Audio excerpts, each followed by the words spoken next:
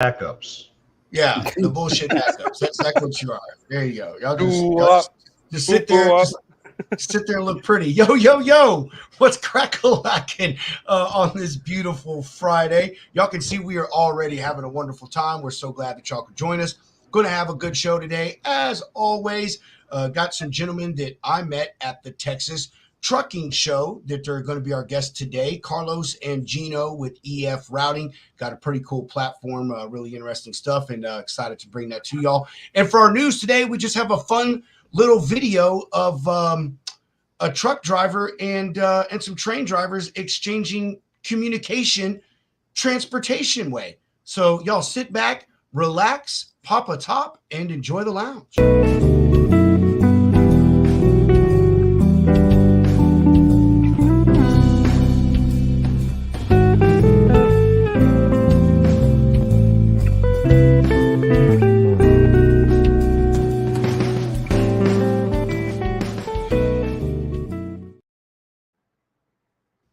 Mr. Hound, what is crack-a-lacking? What's up, Pedro? Hey, How we man. doing? Dude, I'm doing real good, brother. Man, moved the first load for a customer today, someone that actually met through the lounge here, so really excited about that. And I think I'm getting this trailer deal locked down. Talk with Alec off of X. I told you that, the guy we know who does the boats, and he gave me some good information. And yeah, man, just pretty good day, brother, as far as like broker and stuff. And man, just ready to get into the weekend. I ain't got shit planned, so I don't know. I guess I'm up for like doing whatever. How about you, brother? How's your day been? It's been a day. You know, it's been a weird week, but like a good weird. But you know, hey, we're thriving, and yeah, bro, might be heading out to California again for a couple weeks, do some more wine stuff, learn some warehousing, see some trucks. But yeah, I'm hoping that it gets a little bit cooler, man. It's been like 100 degrees here in Tennessee, or it's been raining, so I haven't been able to get my fishing time in, so I'm getting grumpy. Oh gosh, oh man, just poor you. You haven't been able to go fishing 5 days a Poor fucking week. I'm fish, so dude. sorry Think for you. about the fish. They're not getting caught like they need to get caught. They need their lessons learned, man. Somebody's got to do it. Don't get me Well, fired it's up, not dog. you. You can't catch any fucking fish. Shut the fuck up, Shimmy. I'm kick you off the show real quick. Well, what's up, Shimmy? There you go. Yeah, punch Rob. Punch Rob. No way. Look at that face. I'm not gonna punch him. Look at that. He's an angel. Yeah, I bet he could catch that's his 10 wife's more job. fish than you. That's right. Yeah. Oh, you fucking guys. John, how are you? Oh, I'm sorry, Hunter Cantera. How are you, sir? How have you been? Watch your mouth. But yeah, I went ahead and changed my name back to John. I want to give Hunter his due process and being back in the seat. But it is great to be back out here on the lounge, hanging out with you listeners. Good to be out here, guys. How you been, though, brother? We ain't talked to you in a while. How things going with you in your world? Well, it's just another day in paradise.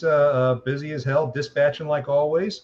I am getting a flood of claims from these poor carriers who sit there and bite on those scam loads on DAT that turn out to be Amazon trailer hauls. But I'm getting them paid, getting them all taken care of. So if you ever get scammed and you don't get paid, call the Double Broker Bounty Hunter and we'll get you all taken care of. John, your plugs are at the end of the show. Don't be trying to squeeze that crap in. Oh, man. I'm joking, man. I'm joking. You know, you can drop yourself some love anytime, man. Nathan, welcome, man.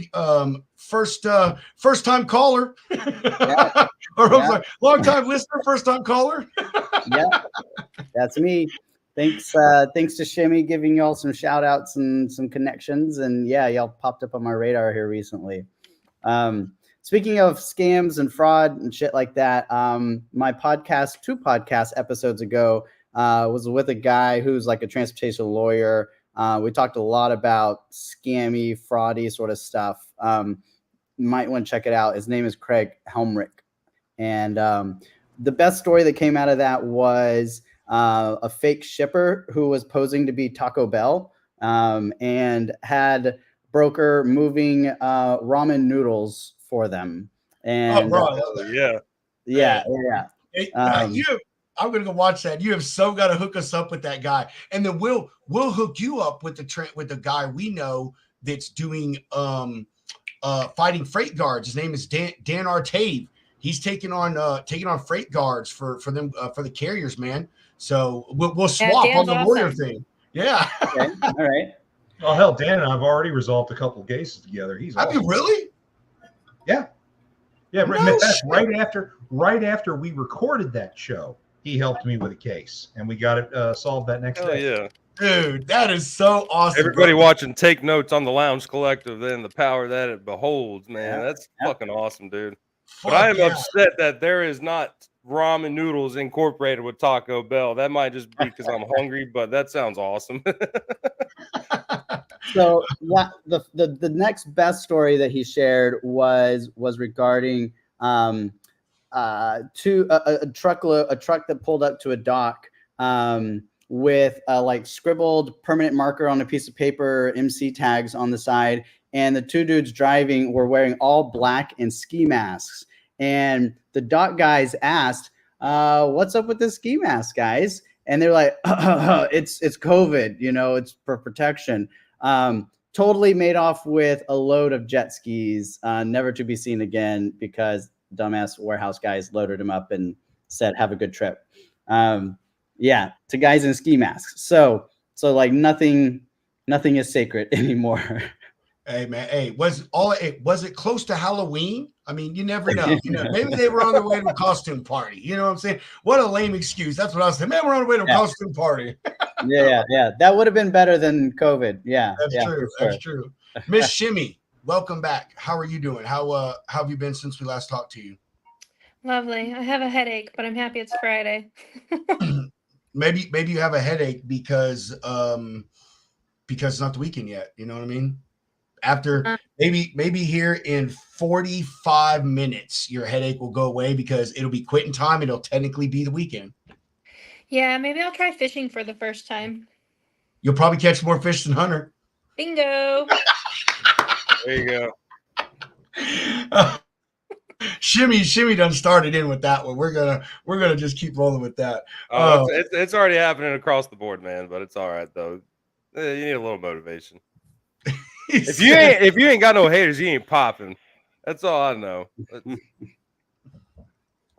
All right, we're gonna go ahead, do our quick sponsor love, and then we'll do our fun little news story today and get these two wonderful gentlemen on, and we will talk about some cool new tech and platform stuff. Help you carriers out there be a little bit more profitable. So, who's that? You think we have rando people popping on our show? No, that's my boss, Hilda. She owns... Hi, I always hear about you guys. Hi, Hilda. How are you? She goes, "You're on another podcast. You sound like you're having fun, though." Hilda, is that the one whose husband owns the toe stuff? Oh yeah. Oh, yeah. Weird. Yeah. Hey, Corey, I know you're watching, dude. That's the lady I was telling you about, man. That we got to get him on the show. Her husband like builds tow trucks and sells them and shit, dude. So my husband owns I'm just gonna name drop Fleet Sales West, West Coast, and Golden West, and they're all distributors up and down the West Coast. So he builds tow trucks. Yeah. Sweet. Yeah. Awesome. We're definitely gonna hook up with you and get you on our Tow Truck Tuesday with Mr. Dad of Two Roadside right there, Mr. Corey. So that's awesome. Friggin' A. Yeah. But sponsor love, Gigo. Gigo will be leaving us after today. Sad, bro. It's sad. They're yeah. Oh wow. It's been a good run. It has, man. They're putting their money into some other things. But hey, you know what? They can't get too far away from us because we can track them. That's true. We can track them. But they're doing good stuff. They're taking all that money, for all their advertised stuff, and they're putting it into some new things that they have coming out to make their platform and their offerings better to all of y'all. So be on the lookout for that. Go follow Gigo on all their social platforms. They're on Facebook and LinkedIn and X.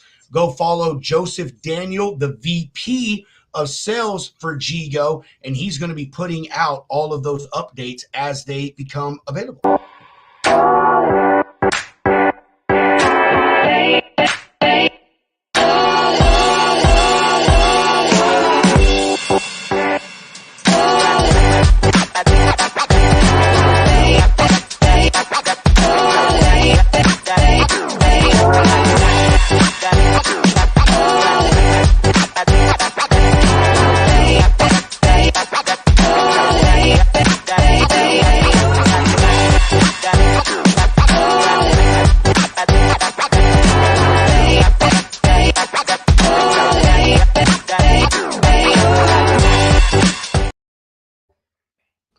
You know, there's really only one thing to say about Shoreline, and that is it's mighty fine.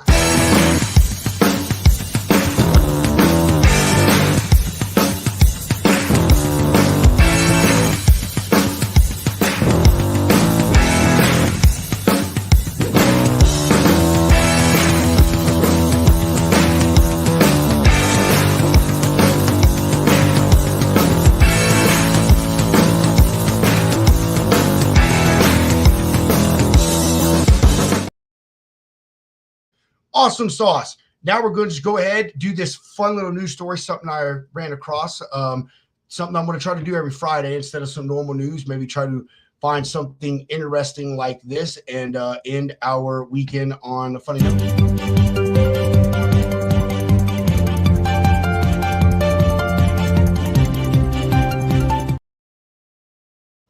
All right.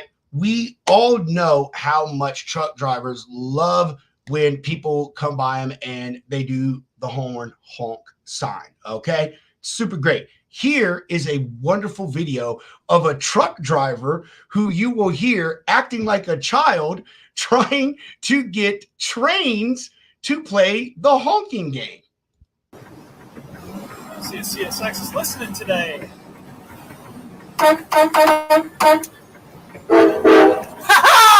Oh, CSX.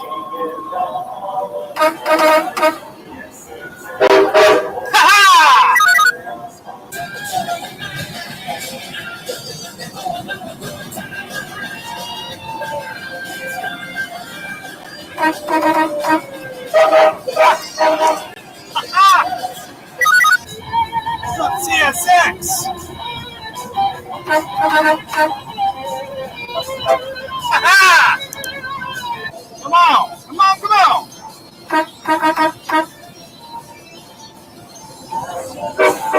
Aha! Morning, morning, CSX. Come on back. Aha! CSX. Aha!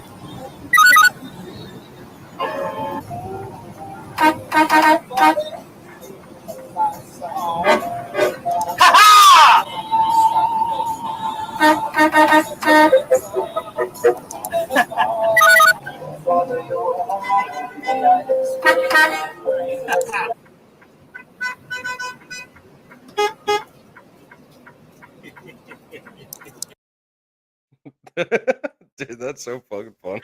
Yeah, That's so dude, I cool. know. I love that, that. bro. That was so freaking solid, dude. Hey, So, when you're rolling on a prison on wheels, you gotta have fun. yeah, yeah, right. So there you go. There's our little news today. Like I said, just thought it was a good, funny little thing. Put a smile on everybody's face. That fucking guy's excitement, bro, is what gets you every time. Oh man, I absolutely love it, man. That's amazing. That, hey, you out there on the road, you know, you got to find ways to entertain yourself, man, and you know, being able to have fun and put a smile on your face while you're able to be out there is always a good freaking thing, dude. And then you saw at the end there, you even had the yard driver playing along with them too, dude. So that's pretty good stuff, man. All right. Yeah.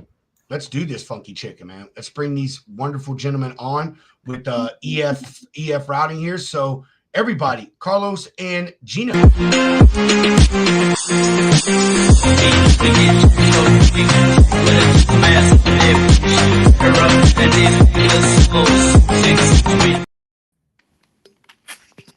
Gentlemen, how are you doing? Hey guys. Hey, what's up? Doing well. How are y'all? Well, I have to say we have a lot of fun watching the show in the back. It's freaking funny. I'm glad, man. Thank you so much, brother. It's so good to see you guys again. How have y'all been doing since Florida? What's been going on?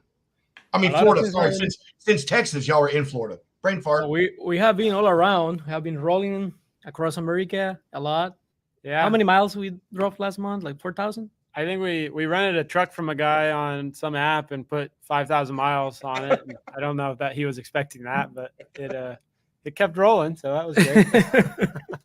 Well, didn't break it apart, so yeah, Yeah, that's good. love that. Yep. Yeah, and then we just launched also a new update in our platform. Literally happened this week. Yep. It was very exciting. Yep. We completed a new integration with Truck Parking Club. Truck today. Parking Club way. starting probably later this evening. You're going to see those parking spots on the platform when you're looking at different route plans. So not only now you can see in the platform not only the loads that you need, but also you will know where to park in your plan. Yep. And then you can Dude, that book from the is app. cool. Hey, slow down, guys, because we're going to get into all of that. Okay, Sure. we have plenty of Slow time. this guy down. I'm sorry. I know.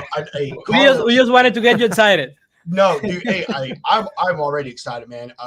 Meeting you guys at the Texas Trucking Show. We had some good conversation. And it was just a pleasure to talk to you guys, man, and know what y'all were doing, and just excited that it's be able to come full circle, and we finally able to get you gentlemen on the show. So I'll start off with the same question that we start everyone off with, and if each of you would answer individually, that would be great. But who is or who are Carlos and Gino, and how did y'all get to be where you are with EF routing? Great, good question. So, I have a strong connection with trucking because my grandpa was on a trucker. So I was every weekend covering oil, working in the truck. But then I wanted to do something else related with that. So I went to the engineering school to study logistics and supply chain. And then I went to master's after that, and finally PhD. And I was working as a researcher, basically a scientist in the field of logistics and freight management for 10 years. Then I was working for different projects related to trucking in the state of California. We were trying to make profitable the operation of electric trucks, and trying to make not only the operation efficient, but also sustainable. And then one day I started working in this project where I heard many stories from truckers saying about how tough was for them making a living, and also how many days away they were away from home, how much they wanted really to change that. Then I started thinking, like, you know what, I have a solution for that, but I have to make a big change in my life. I have to go and start a new company. I think that gave me a lot of purpose. I just decided to do it. Then I started working after the school in a company in Florida, and then I convinced the owner of the company to invest in my idea and start this as a full business. And that's how we started. And then what about you, Gino? Yeah, I'm just his former roommate that got brought into this whole thing. So we met when we started grad school in California. I was working in the wine industry, and ended up moving into the Napa Valley, working there for a few years while he moved to Florida and started this business. And then once the app went live and he needed a good team around him to sell it, I jumped on board back in January. So I've been here doing slinging freight tech since then. Well, this guy was making wine in Napa. I gave it up. It was too much fun. I needed something more serious and boring. Oh yeah. Oh my God, man! That's coincidental, Gino. Hunter, the people he works for, they specialize in. I know, dude. My ears just perked big time, Gino. We'll talk after this, man.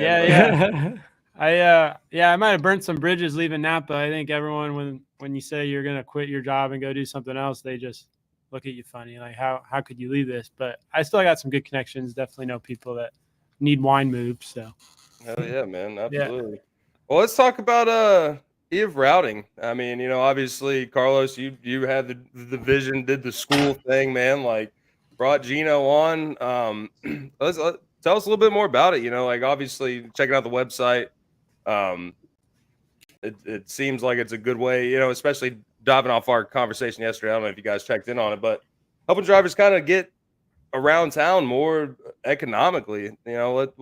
What's EF routing about? How is it really out here solving problems for carriers?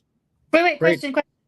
Yep. Go ahead. So that way I'm not messing it up. Is it EF routing or F routing? That's a funny question. You know what? At the beginning, this company, because EF is for efficiency and then efficient routing. So at the early beginning of the company, we registered the company as F routing. And then people were saying all the time, F, like the F word, routing. And I thought it was very funny. I was like, this is going to make it. This is going to catch up everybody's attention. And then my other two partners say, forget about it, Carlos. Forget about it. Oh, man. Dude, you so should have stuck with that one. That would have been great, Carlos. So technically, is EF routing then? Yeah, EF routing. Yeah. I'm calling it F routing for the eternity of my Yes. life. Now. That is it. F 100%. asterisk Continue. asterisk asterisk routing. Yeah, no, the E's silent. Yeah, the East. Exactly. Oh, man. All right. Hey, so Carlos Gino, like Hunter said, what are the problems that you guys are out there solving for carriers, with your platform? Mhm. Yeah. So, well, our value proposition of what we do is help carriers from small to large to make more profit per mile. And there are actually just two ways to do that.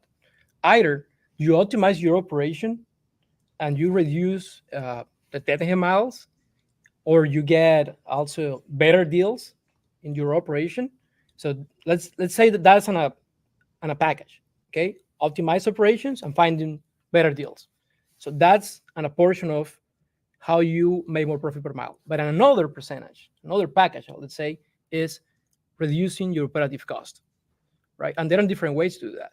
For example, the way you're consuming your fuel, right? Where are you refilling your tank? What is your plan for that? Where are you parking your truck? But also factoring. So in that whole equation, we have, one package that is making more money, optimize operation, and then the other package is better factoring, but also fair factoring, saving money in fuel, and also saving money in parking now. So that's the general idea of the whole concept. But we have to go a little bit deeper to understand how we do this. So the first thing we have to understand is the spot market in the US is in a fragmented market. It means there is no perfect information. Everybody has a little part of the information, say the amount of loads or the type of loads that are around a specific area, how much is being paid for that, what is the weather, all the things that are happening around freight. All that information is fragmented. So if you really want to make good decisions in a system like that, well, let me tell you, it's very hard. So the first thing you have to do is put information together. When you have better information, then you can make better decisions. And most of the mistakes, or most of the opportunity is about, hey, make better decisions when you are deciding where to hold, right? The routes that you are running. Why? Just because it happened, I give you an example. It happened often that there are people that have been driving the same lanes for 20 years. Not because they are the best, it's just because they don't know that there are better options. Or sometimes good opportunities show up, but you are not aware about those good opportunities, right? And it happens often that some dispatchers, especially young dispatchers or carriers, they are attracted by the rate. Let's say, I'm going from point A to point B because they are paying me a lot. When you get to B, surprise, there is not a good load leaving from there. Yeah, little do they know they're not going to get anything coming out of that delivery place. Exactly. So we are trying to redefine a lot of common concepts that are in the industry. For example, that's one. What is a good load? So for us, the way that we define a good load is, hey, they are paying well, consider the market conditions, right? There is an opportunity for me to get one of those loads, so there is quantity. But also, when I get there to that destination, I can get also on a good load leaving from there. And eventually, that load is going to take me back home, or at least it's going to connect me with another load that is going to take me back home, right? So when we are able to in the first step, put together this information that is needed for making better decisions, and then later in a support system that is going to create either complete routes from the moment that I leave from home all the way back, or lines that are connected, let's say 2 lanes connected or 3 lanes connected, then I can maximize my profit. I reduce my deadhead miles, and even more important, I bring life quality for drivers. Why? Because these guys can plan better their life now. Let's say I have a truck in Atlanta, in Georgia.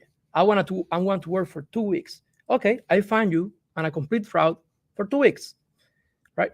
And we have proven that you can complete those routes. We give you not only what are the lanes that you are going to travel, but the specific loads that you might book for that specific lane.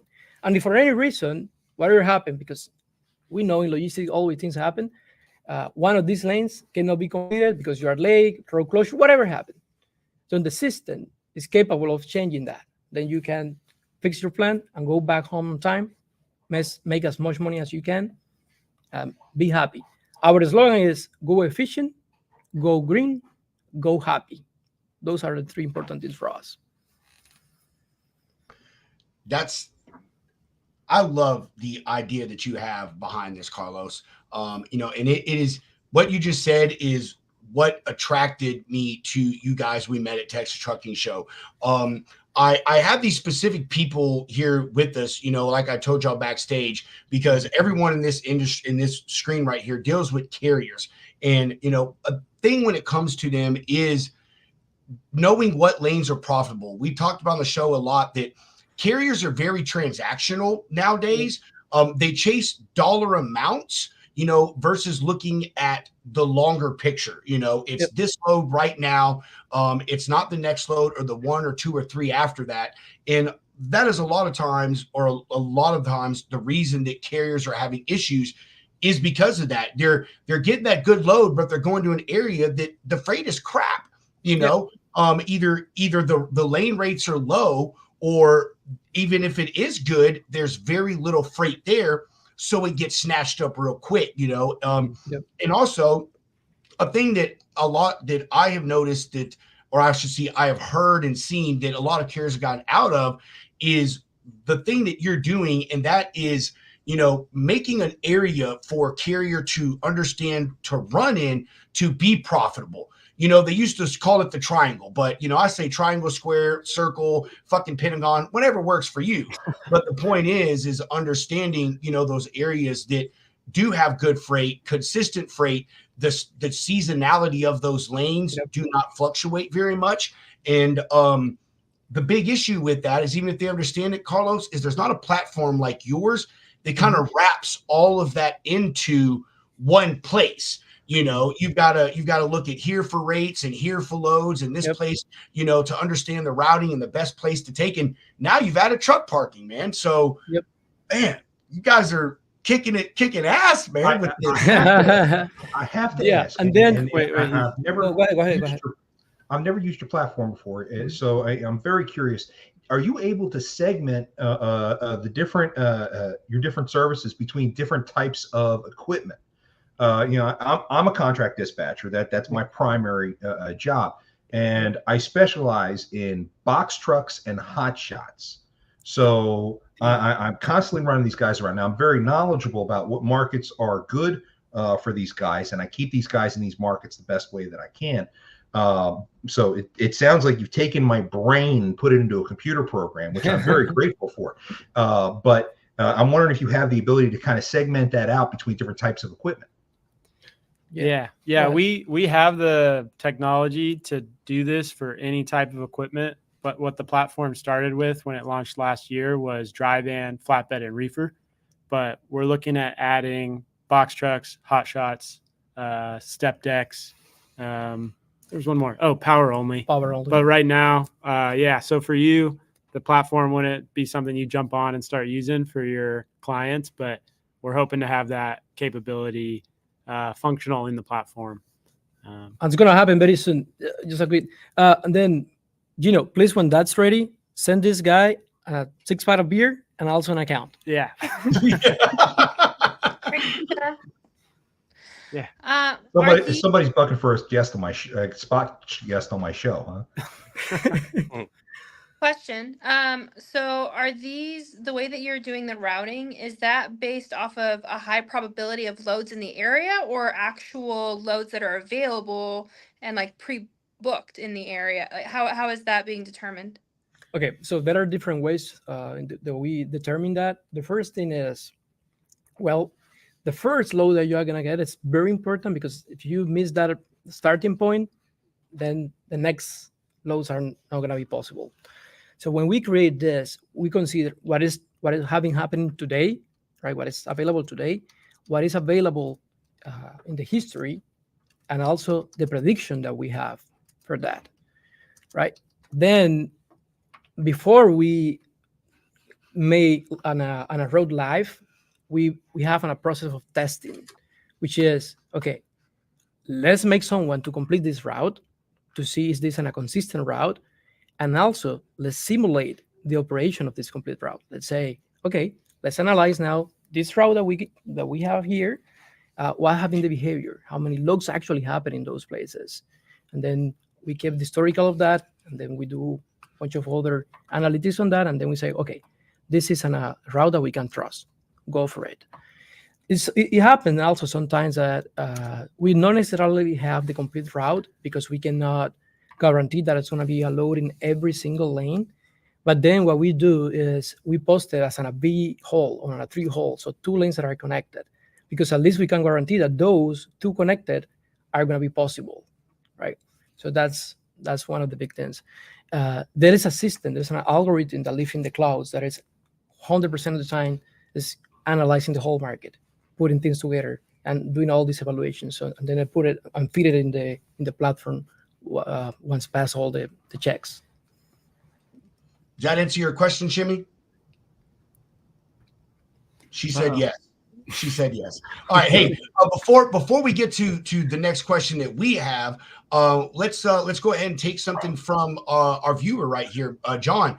John wants to know, can this program be used for routing on the distribution side, where it could be upwards of 30 stops for 1 day or 60 for 2 days, or is it just freight for carriers? Don't give this guy too many ideas. The algorithm that he designed is like insane, the capabilities that it could be applied to. The platform right now doesn't do that, but if you come to him and say, hey, I want to do this, like maybe we can use your algorithm and build something else. I from what I understand from looking at it and from the other developers that have looked at it, it's just like you could run the whole world with this freaking algorithm. It's crazy. Yeah. Okay. So yeah, that's possible to do, but since that's not on a common inquiry for our clients, so we don't have it on live. But if you contact us later, we can have this conversation and for sure provide you a solution for that. Hey guys, that definitely is an incredible, is a really good market that you folks could try to tap in. Because I'll tell you, even as a driver, when I worked locally, we had multiple stop loads. You could have 10 stops up to 30 stops on a truck for local pickup and delivery. And the way our routing team did it is they would put out books and say, this is what we think. And then they would give it to us drivers and say, let us know if we need to rework this. So right now, that part of it, as far as that routing, is still in the early stages of technology as far as where we're at in our industry.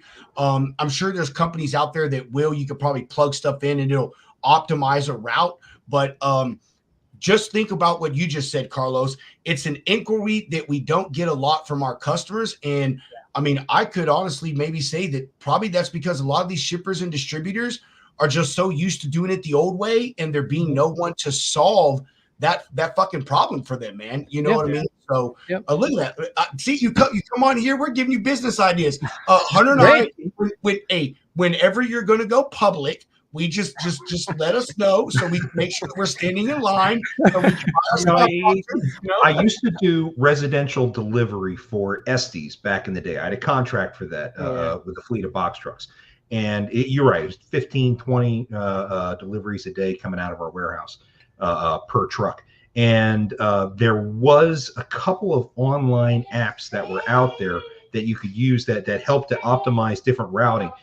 But to stop and put all the data in for each individual drop and to get it all put on the map and then to optimize it. I mean, it still took 2 hours a day without doing all the books. I'm used to the book method. That's 3-4 hours a day. This thing at least knocked it down to 2, and I was super excited. I'm like, yeah. So excited, man. If you can find a faster way to do be a dream come true. I know people who pay a lot of money for that. Yeah. Well, that kind of makes me think about what you learned from someone we know that does some research for a pretty massive logistics company, and their routing is almost impossible to complete. They have to make their drivers pee in a bottle for last mile delivery just to keep it all on time. So there's obviously, even for a massive company that can't name names, but you'd think they could have figured it out with all their money, but it's definitely a serious mathematical problem to solve. Yeah, that something that happened often is, well, when I was studying all these models and logistic strategies, there is a lot of things in science, a lot of them, and many of them already have solution. The problem is when you try to build that bridge between science and industry. That's tough because there are so many things that happen out there that are not being considered. And then at the minute that the plan is not working, then the whole thing is to hell. And so we really try to, okay, this is not working for you, for whatever happened, let's fix it up. Let's fix it and keep working with this. So but mainly what we do actually in the back is just making a bridge between science and industry, making everything very easy to everybody. That's good stuff, man. Y'all's platform is is going in the right direction, man. And you're filling a void. I mean, honestly, guys, seriously, we have a lot of tech people on here. We talk to a lot of tech people, and I know multiple companies that do what you do separately, but I don't know anyone that is pulling all that data together, and trying to put it in one place, much less, continuously evolving with it, and adding more things, like y'all have done with the parking and, talking about how you can expand it to other parts of the industry. So you kind of touched on this. Here's my next question, Carlos. You touched on this a little bit, telling us about F routing. Sorry, that's it, bro. That's it. We're going to use that. It's our term in the lounge now. You told us a little bit about this, but could you give us a little more detail of how you guys really, get in depth and help carriers make more profit per mile? What is that involved? Okay, so let's put it in two parts. The first part is, hey, I really need to help you first to find the best deals of the market. And then the platform, since the beginning, is going to show you, hey, look, you are right now, let's say in Atlanta. Look, this is all the lanes that are leaving from Atlanta right now that are good lanes. And they are good because they are paying well, because there is a decent amount of loads there. And because once you get to this destination, you're going to make money, right? But then also, if you want to go for a full optimized plan where you go, as I said before, origin and back to origin, then you can do that.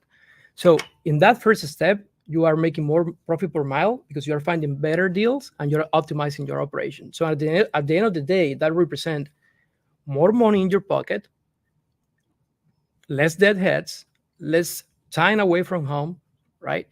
And then a happy driver. So that's the first part of this. But then the second part is we have been partnering with different factoring companies, with different fuel cars, and other companies like Truck Parking Club, because also we want to help carriers to reduce their operative costs. And one of the biggest operative costs is obviously the cost of fuel, right? So, but we go beyond just the fuel car. What we do for them is, let's say that right now you are in Miami and your plan is to go to Houston, Texas. So I'm here and I tell you, look, right now, what you have to do is go to this gas station that is 15 miles away. You're going to fill your tank there with 50 gallons of diesel.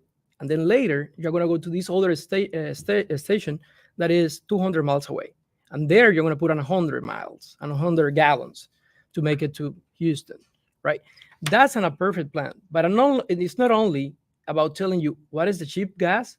It's about taking care of what happened if for any reason the plan is not working. Let's say road closure. The driver was driving too fast, and they was consuming more fuel. So now we have to modify that, and we are able to do that because we connect with the DLD of the truck. So we knew in real time, okay, so what's the consumption of the truck? What's the level of tank you have right there? What is your current position? How much time you have to make it to the next gas station, etc. They don't have to think. They just have to follow that plan. So that's so your stuff updates like real time like that, Carlos?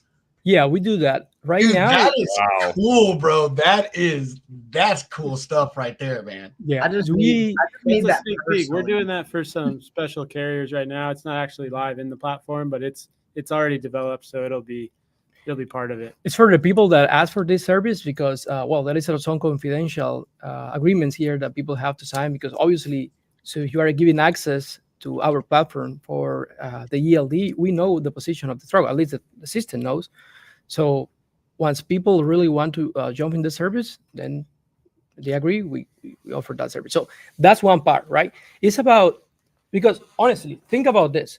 There is no way that you know what is the price of gas in all these trips, right? There's no way to know it.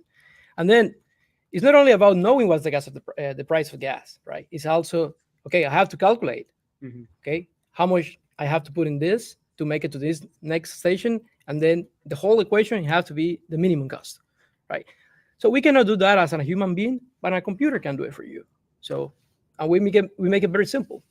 You use one button, one click, then you have your plan. And the other cool thing that we've developed with that is a way to sort of gamify it so that, let's say you're driving your truck and the suggestion is to go to this gas station here and fill up 50 gallons. But you say, no, actually, I want to go to this Love's down the road.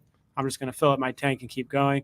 Okay, so once you've gotten to that drop off, the platform is going to let you know, hey, that's great that you went to Love's. I hope you had a nice shower, but you just lost $50 by making that decision instead of the one that we suggested. So we're trying to so your platform trolls its users. Great Yeah. job, guys. Dude, Love that is that. Dude. Yeah. So that's not a big part. But the other thing now, and this is literally brand new. So Gino just launched it today, which is allowing also our users to decide where they want to park the truck. So again, say an example, I'm going from Miami to Houston, Texas. So we know they cannot drive more for that in 11 hours. So the system is going to suggest, hey, look, this is all the parking spots you want to book one of these places. Yeah, just one click, boom, you are in Trucking Parking Club and you book it. So that also is optimized because it tells you, okay, we know you are going to drive for 11 hours and then tomorrow you have to drive another 11 hours. So the best you can do is today make it to this point, and then from here you're going to drive this another amount of miles. And then finally we have the factoring service. So we don't work with one specific factoring service. We are not exclusive with anybody. What we do is, hey, you are a carrier, now you are paying too much, you don't have a good power of negotiation. Okay, we are going to connect you with these other companies that they might offer you something better. And then they finally made the decision. We don't want our clients to be attacked at all the factorings calling them, hey, I have this. No. We want them to have the freedom to pick what is best for them. Once they pick what's best for them, they say, okay, I want these people to call me. And that's how it works. Because this whole system is for carriers. You're in the side of the carrier. We want to work for them and I help them.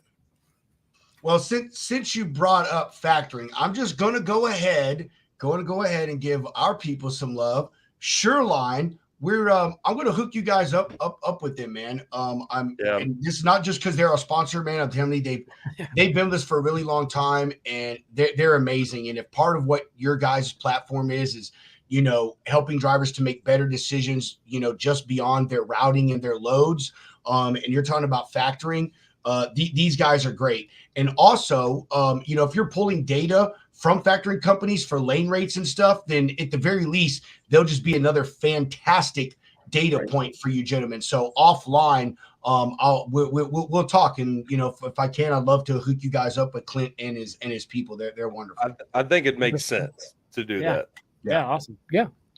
We love to talk to factors. It's fun to see how low we can get the rates for these carriers. And I know, bro. You might be mind. It's a sure thing. Your mind will be blown with Shoreline. And that guy, man. Write I'm that down. not trying to take away from you guys, but I'm saying this because it's obvious that y'all are on it, or it's obvious that you're trying to offer value to carriers in multiple perspectives. You know what I mean?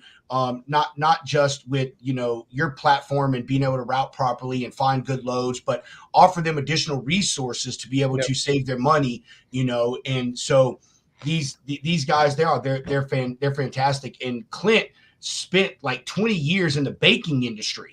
So not only does he do factoring, but he understands the flow of money and how money and capital truly works. A lot of these factoring people don't do that. So we're going to hook you up with them, man. I think they would be a great partner for you guys to talk to and get some data and stuff from.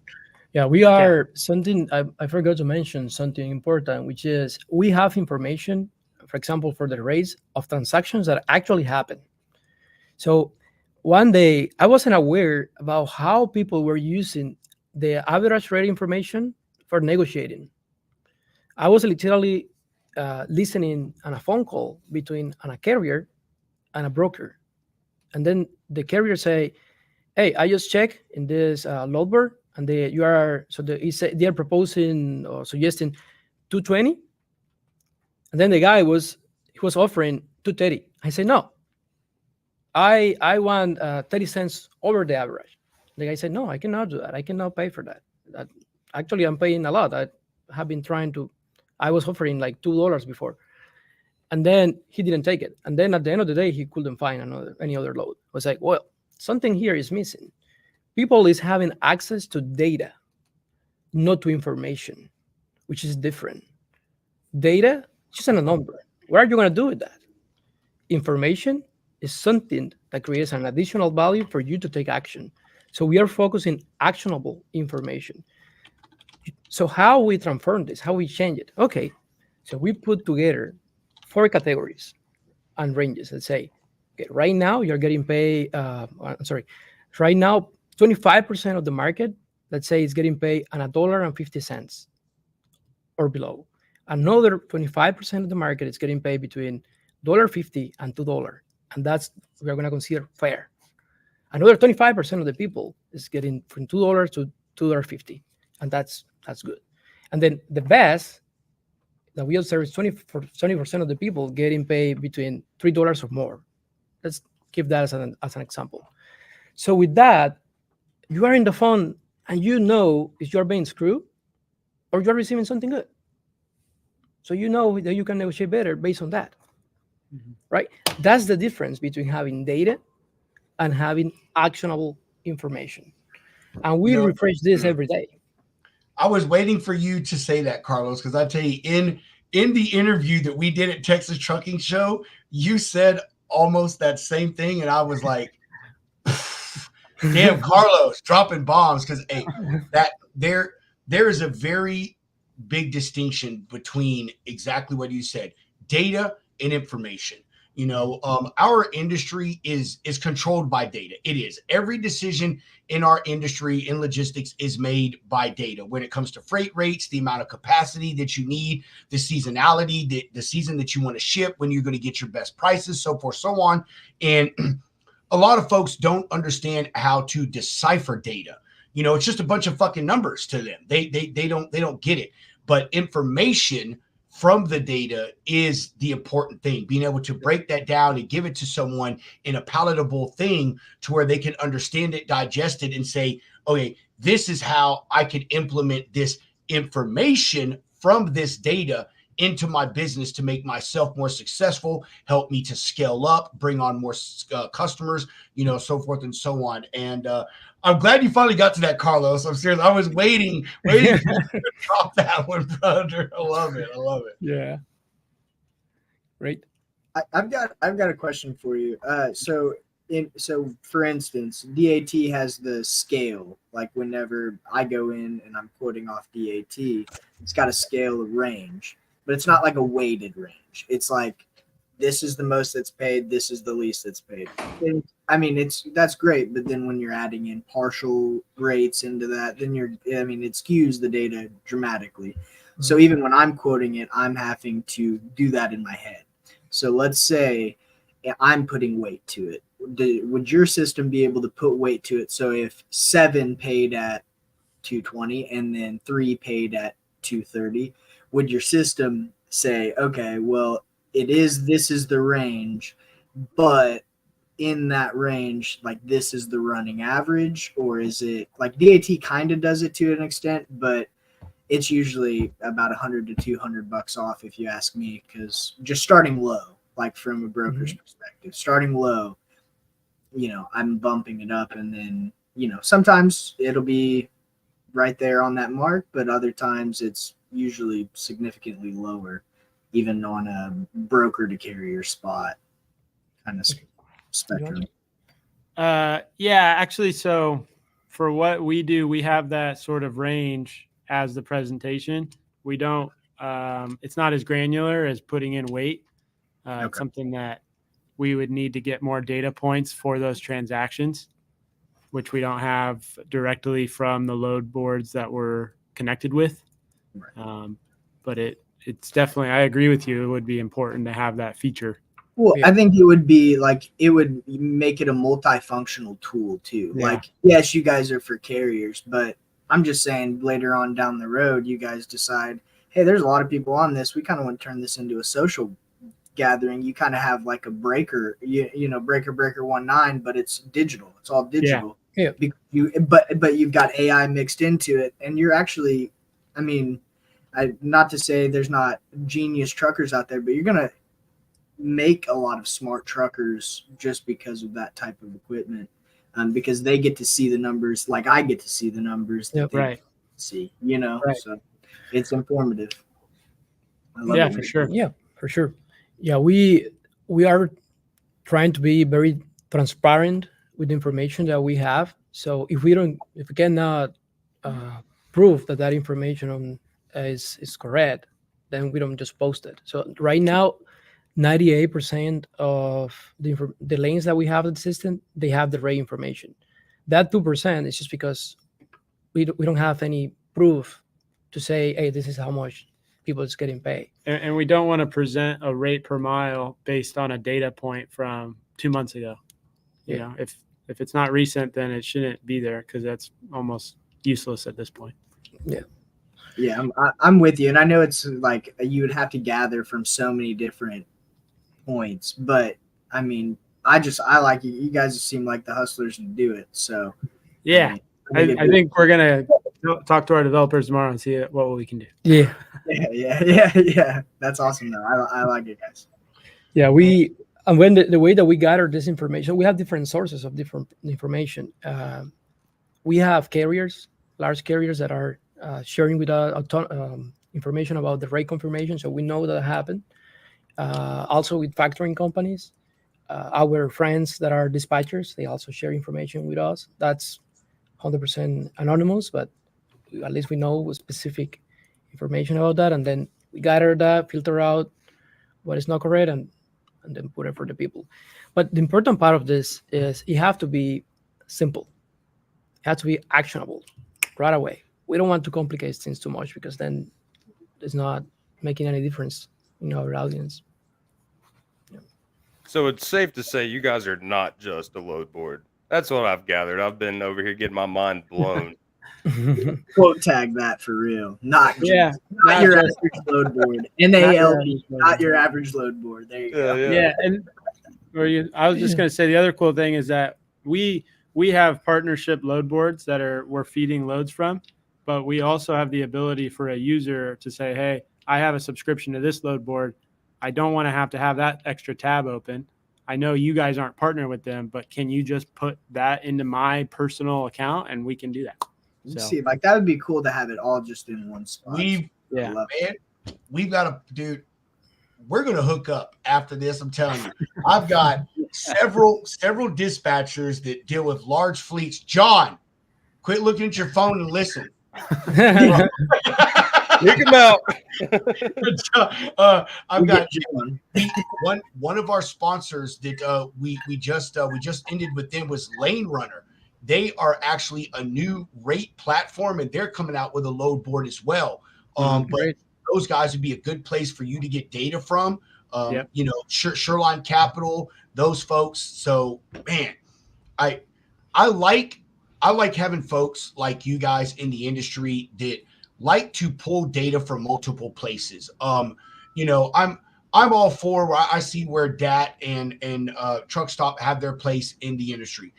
DAT controls a lot of stuff. Personally, I think that their data is corrupted in a sense. Like, I don't really think that it comes from very trusted sources. Truck Stop, I trust more. We've had them on the show. We've talked to them in depth. We understand where they get their data from. They're making a lot of changes, trying to be better for the industry. So, you know, I like folks that like to get their data from multiple points, man, you know, and don't like to have it leaned towards one side. And especially because I think carriers, they have a huge trust issue with this industry, period.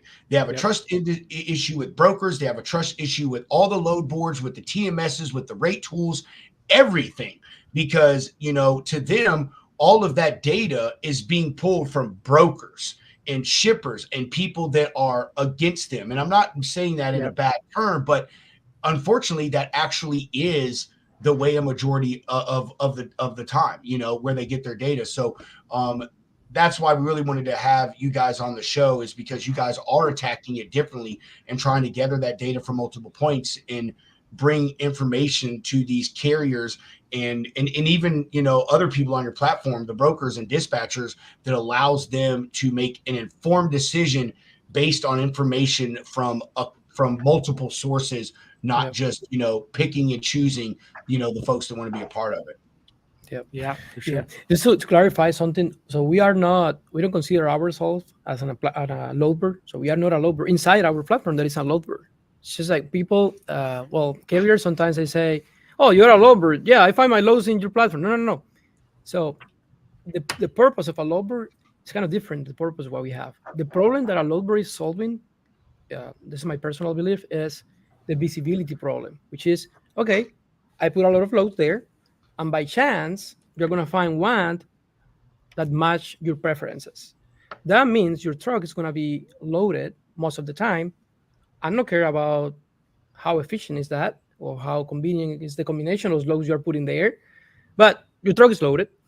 If the truck is constantly loaded, you're making money, right? How good is that money? We don't know.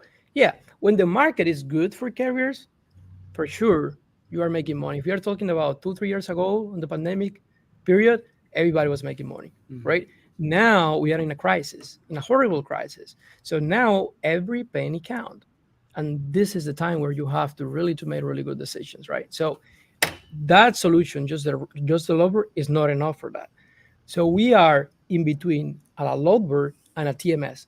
We are not also on a TMS. So what we do is very focused on that particular problem of how to make more profit per mile. And then we add more features every time, right? But the core of this is informed decision, making always the best decisions for your operation. And then people sometimes happen. Let's say you are in a hole. Let's say usually people don't like to come to Florida because it's really hard to live from Florida loaded and make money. Then the other day I have a customer looking at a truck that was in Florida, and he say, well, but you know, the loads that you have there, none of them is taking me out of Florida, making money and rolling for at least 2 days. He said, like, you see, I'm telling you, dude, there is no way to do that. You can reposition your truck, yes, and connect with another good place. I appreciate you clarifying that. So yeah, apologies. I wasn't trying to mean that you guys are a load board. Obviously, you guys are 1,000% different. But I will say this, to actually touch on the last part that you said about Florida. I'm glad you brought that up, because when I hear people all the time talking about, oh, I'll go to Florida, but I hate coming out of there because I get paid crap. And I tell people there's one solution and one solution only to that problem. What you do is you go to Florida, and then you take a day hopper and you take a crap load for $500, $600, $700, and you take your ass to the panhandle of Florida or to Alabama or to Georgia, where the rates jump by almost 50 cents per mile. Yeah, or you just drive up to like Jacksonville, Savannah, where the ports are. There's stuff going to the West Coast. Yes. There's stuff leaving. That's what I'm saying. And out of Atlanta, Jesus. I mean, Yeah, if you were to ask me with no AI involved, the best lane that you could just run back and forth, Chicago, Atlanta, Chicago, Atlanta, Chicago, Atlanta, like it's like 250 a mile easily, and it doesn't matter. It's not for box trucks. And yeah. But either way, just absolutely wild. That's one part of the market right now that I think is so different, because Chicago's always been that way, and Atlanta's like transforming into like Chicago in that sense, where everything is just expansion like crazy. It's the biggest city in the South. Like you look at the heat map on DAT at any given time, Atlanta is booming. Like it is. And there's something to be said. I haven't read into it too much, but there's something to be said about the changing dynamics of the ports and how with the Panama Canal having issues, that a lot more stuff is coming through the East Coast now that used to be coming in through the West. Yeah, it's been that way since COVID. Doogie Hound could really touch on that, but even since COVID, it's been that way. And then the issues with the canal has made it worse. I mean, the Port of Houston, they just recorded record numbers. We actually did a news story at the end of 2023 where they're talking about investing upwards of $200 million into just the Port of Houston. Savannah has grown exponentially.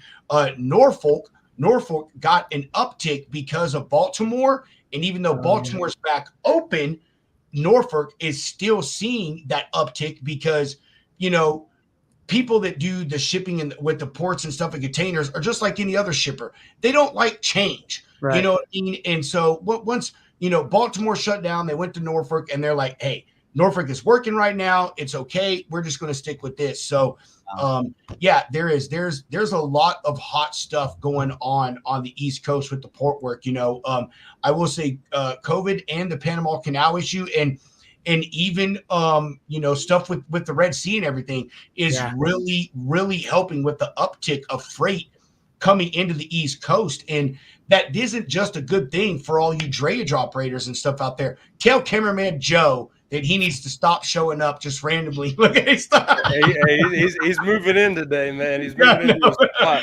So he's whipping my Jeep around. But it's not just good for those port and drayage drivers. It's obviously good for the rest of all of the industry, because all that shit's going to come off a container, get transloaded, put to a distribution center, and be loaded out. So that's good stuff, man. Yeah, great. Nathan, did you have a question? It seems like you got something you wanted to ask. Yeah. So I was wondering if you could kind of do like a click by click or tap by tap play of when a driver makes a decision to give you guys a try. What are the next steps that driver's going to do to get that next load? What I would like to hear is, say he's sitting in Tulsa, Oklahoma or something like that, and he's got 2 or 3 different loads that he's got to choose from. One's going east, one's going west, one's going to the north, and he's like, oh shit, I heard about these guys effing routing, and I'm gonna give them a try. I'm gonna download the app, and I'm gonna give them a try. They got a free 14-day trial, yada yada yada. And so, kind of, can you walk us through, kind of briefly, what is that driver's next steps to make that next load decision and get going? Yep. Yeah, I think the best way to do it. I don't know how it works on this stream, but I can share a screen if that's possible and just show you what. Yeah, Hunter, I got to use the broker's room. Yeah, can you show them how to do that real quick? Wait, what am I showing them how to do? How to share their screen. I think they want to share and do right below it says present. Yep. And then if you want sound, you just click share screen. If you want sound, entire screen, but just share the window. Okay. Do you see that? Here, add to stage. Boom. Okay, awesome. Okay, so if you're thinking about just the next load out of a place and want to decide which is going to be a good lane and which one's maybe not going to be the best lane, you can go straight into our load section. And let's say, what was the example? A drive-in, or what was in Oklahoma? Yeah, sure. Drive-in in Tulsa. Yep. Sure. In Tulsa. Okay. So right away when you type in Tulsa, boom, it's going to tell you what we recommend are the top lanes out of Tulsa and what they're paying more or less. And we base that on the different things, the profit, how many loads and how many trucks. So how easy it's going to be to actually book one of those loads, and then how connected that destination is. And then if you wanted to see, and that's on a scale for 0 to 100. So, and then the color, there's on a scale for, can you click it here? Oh yeah. Yeah. So that's telling you, okay, for that particular factor, the 3 factors we have here, profit potential, ease of booking, and connectivity. So what's considered that particular lane? So it's best, good, moderate, or low. And then keep going. Yeah. And so then if you wanted to see like what are going to be the next lanes out of Atlanta once you take that load, then you click that. And now you are supposed to leave from Atlanta. So you are leaving from Atlanta. You see what are the lanes leaving from there. Okay, so this is telling you, all right, here's the lane to go look for, and then it's up to the driver to go kind of say, all right, I'm going to go into a load board or whatnot, and I'm going to look for freight. Oh, no. So now I want to look at loads, let's say from Atlanta to Philly, and now you click search. We've aggregated all the load boards that we have access to. There we go. Okay, that's the magic I wanted to see. Okay. Yeah. But I was missing the button for comparing to the lane that you're thinking of. I didn't see that. Yeah. Okay. So yeah, so now we've got bunch of different. We have C.H. Robinson. We're integrated with Truck Stop, JB Hunt, several other brokers that are feeding us their loads. Mm-hmm. And then you can see here, for example, the thing that you see there, pumping, says best profit, is because even that they are paying right now on a yellow, which is good, and there are other yellows, the system is analyzing internally, okay, so what's best between these two? What is the one that is giving best profit? So the system is going to show you that right away. So you get to pick between the lanes that you have what's best, right? So here, you just pick the one that you like. You can even call right away from the app to any of these brokers. You have all information there. And then you click one of, so also in the bottom, the system is telling you like, okay, look, this is the best time where you can come for this particular lane and find on a load, say between 12 p.m. and 3 p.m. Okay. I actually like that. I noticed that. I think that's a pretty good little addition. That recommended time. That's to clean looking too. Yeah, to call, and it is a very freaking good layout. Honestly, I wish like everybody else, like load boards, actual load boards, take note. This is what we want. Yeah. So something here is okay. So we are giving you 20 options here for what we consider the recommended lanes. But let's say that still you think that you have in mind another lane. Let's say your lane is Miami, right? Then the system is going to consider that as an option, and it's going to compare with the other options that we are giving. So this thing is telling you, hey, you know what? Going now from Tulsa to Miami, profit potential is 0. Don't go there. Ease of booking, that is not easy because there are no good loads. And then once you get there, your lane connectivity is 26, which is very poor. So don't even try. So in this way, we are avoiding then to pick a lane that is not good, right? But this is what we are recommending, right? But also you can go and search and say, hey, you know what? I just care about highest income. Okay, what are the ones that are paying the most? Okay, look, these are the ones that are paying the most, but not necessarily in all the cases they are going to make you profit, because it's a lot of miles, it's a lot of money in the pocket, but not necessarily profit, right? So then the system is telling you, okay, this is the best, 20 best lanes that are giving you the highest profit. Let's say it's a Friday. You are a dispatcher, it's Friday, you want to find a load that's going to keep your truck busy for the weekend because you don't want to dispatch during the weekend. Okay, just click here and you see what are the best lanes that will give you 3 days plus driving time. So then you see it here. If there is no and a good option, it's because basically now there are no good options for 3 days of driving. You can do the same for 1 to 3 days driving.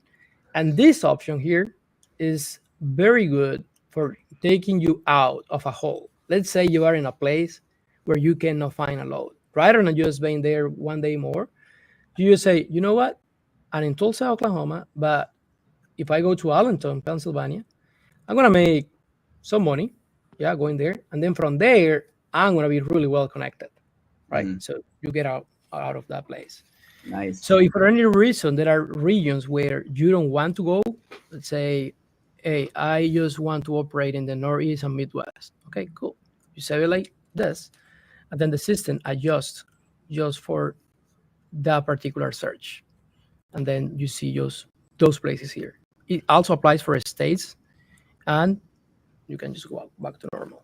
Guys, this is awesome stuff. John, I'm gonna talk to you and them at the same time when I say this. Okay, so when I dispatched a little bit with some friends that I was helping them build their companies up, so, and I'll tell you, one of the things that was most aggravating, even though I was a broker and I knew what the good lanes were, was being on a load board and having to open like 5 different fucking tabs to search for lanes. Like, oh, Tulsa to Miami. Okay, well, what's coming out of Miami? Open another tab and you run it here. Oh, there's nothing good. And you're like, okay, there's a load from Tulsa to Chicago. Well, now let me look up Chicago and run this lane. It's like, you're at your point of origin, but then you're having to just run all these multiple lanes going down the load board, trying to find something that's going to position you well.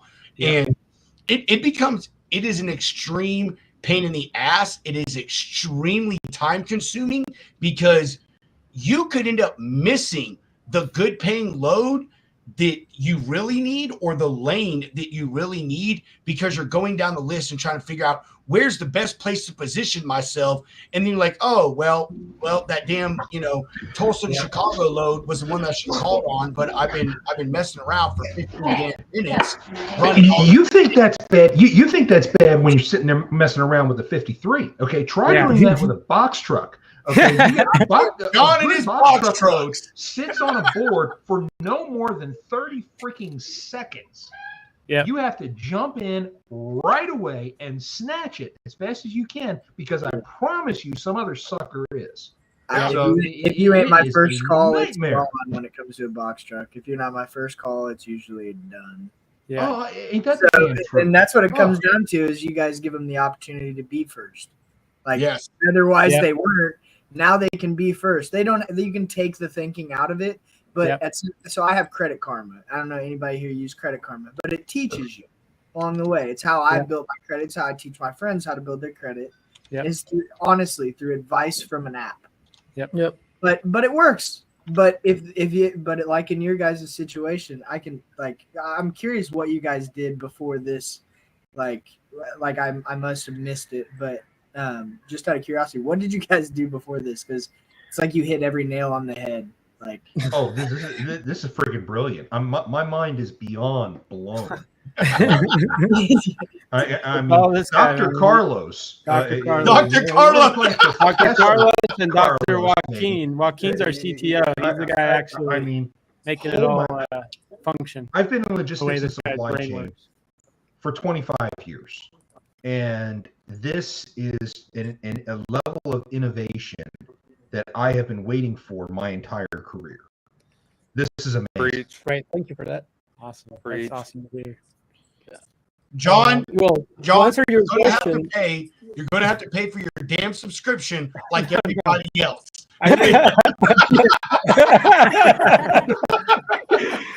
Yeah, we messed up. We didn't plug in a coupon code yet for this show. We meant to do that. Oh, so no. Hey, we got some ideas. Yeah, we'll get with you guys afterwards. We'll get you guys on the homies page. We'll get y'all to roll out a code.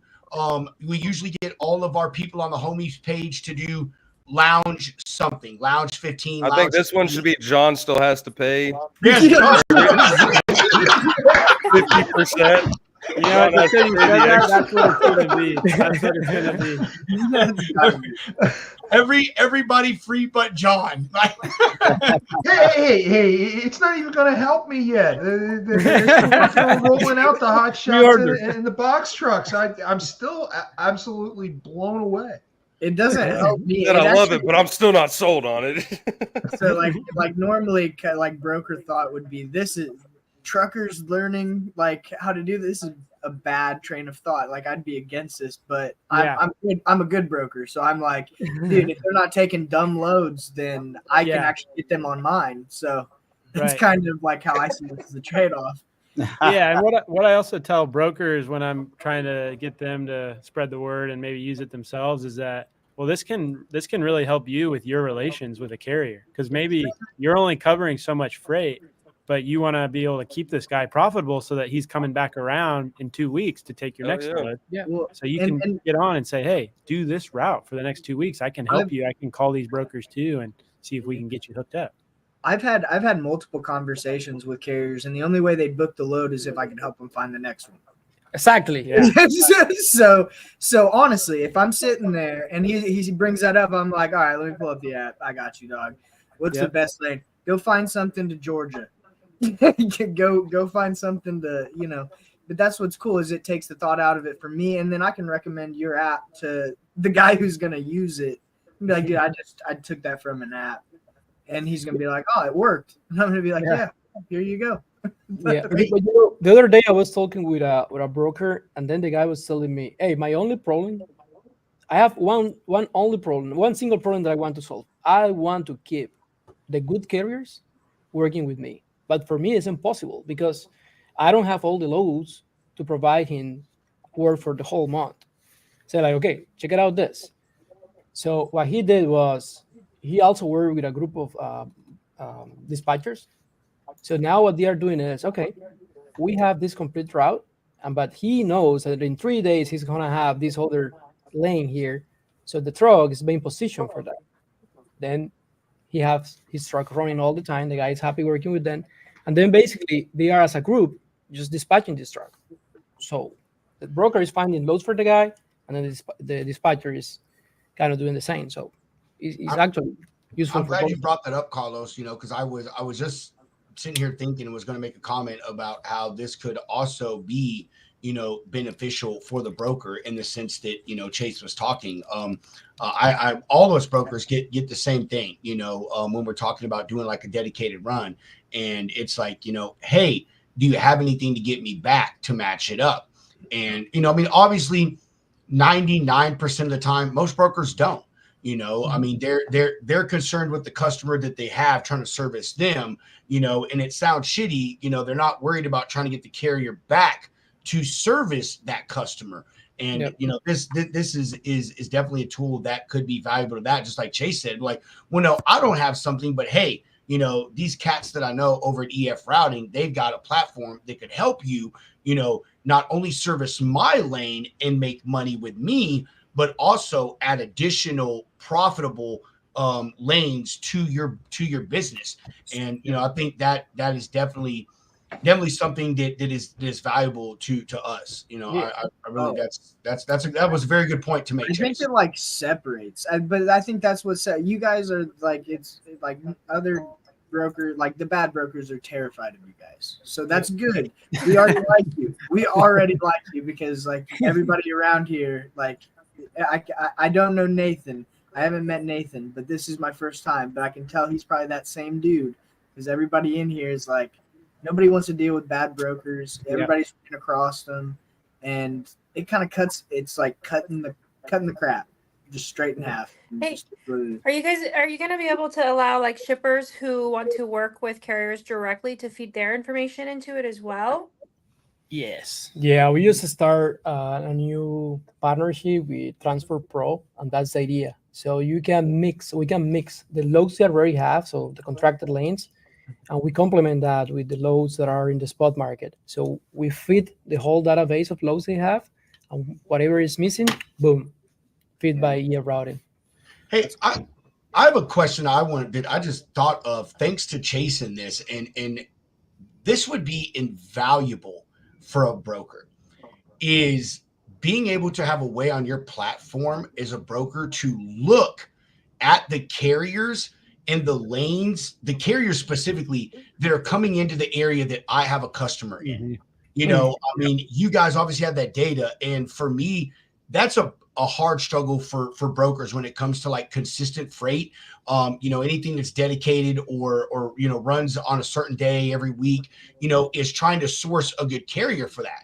There's platforms for it, but only thing you can really do is I've got a load out of Kansas City, Missouri. All right, so I search for carriers out of Kansas City, Missouri, or the load goes to New Bedford, Massachusetts. So I'm like, all right, I can look for a carrier out of New Bedford and say, maybe you could help me out. So is that something you guys have thought about, is being able to open the data up to brokers and say, hey, we've got carriers that are running into this lane. Like, this is a lane that is really popular. Here's their information, and because I think that would be a really big plus for you guys to offer on your platform, but also a tool for me as a broker to deal with people that are already accustomed to dealing with those types of lanes.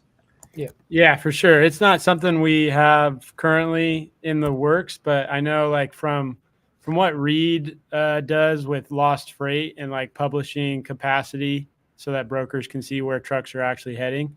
That's something that we would love to integrate with too. So it's definitely on the idea plan. It's just not going into the path yet. In my vision, everybody should have access to information.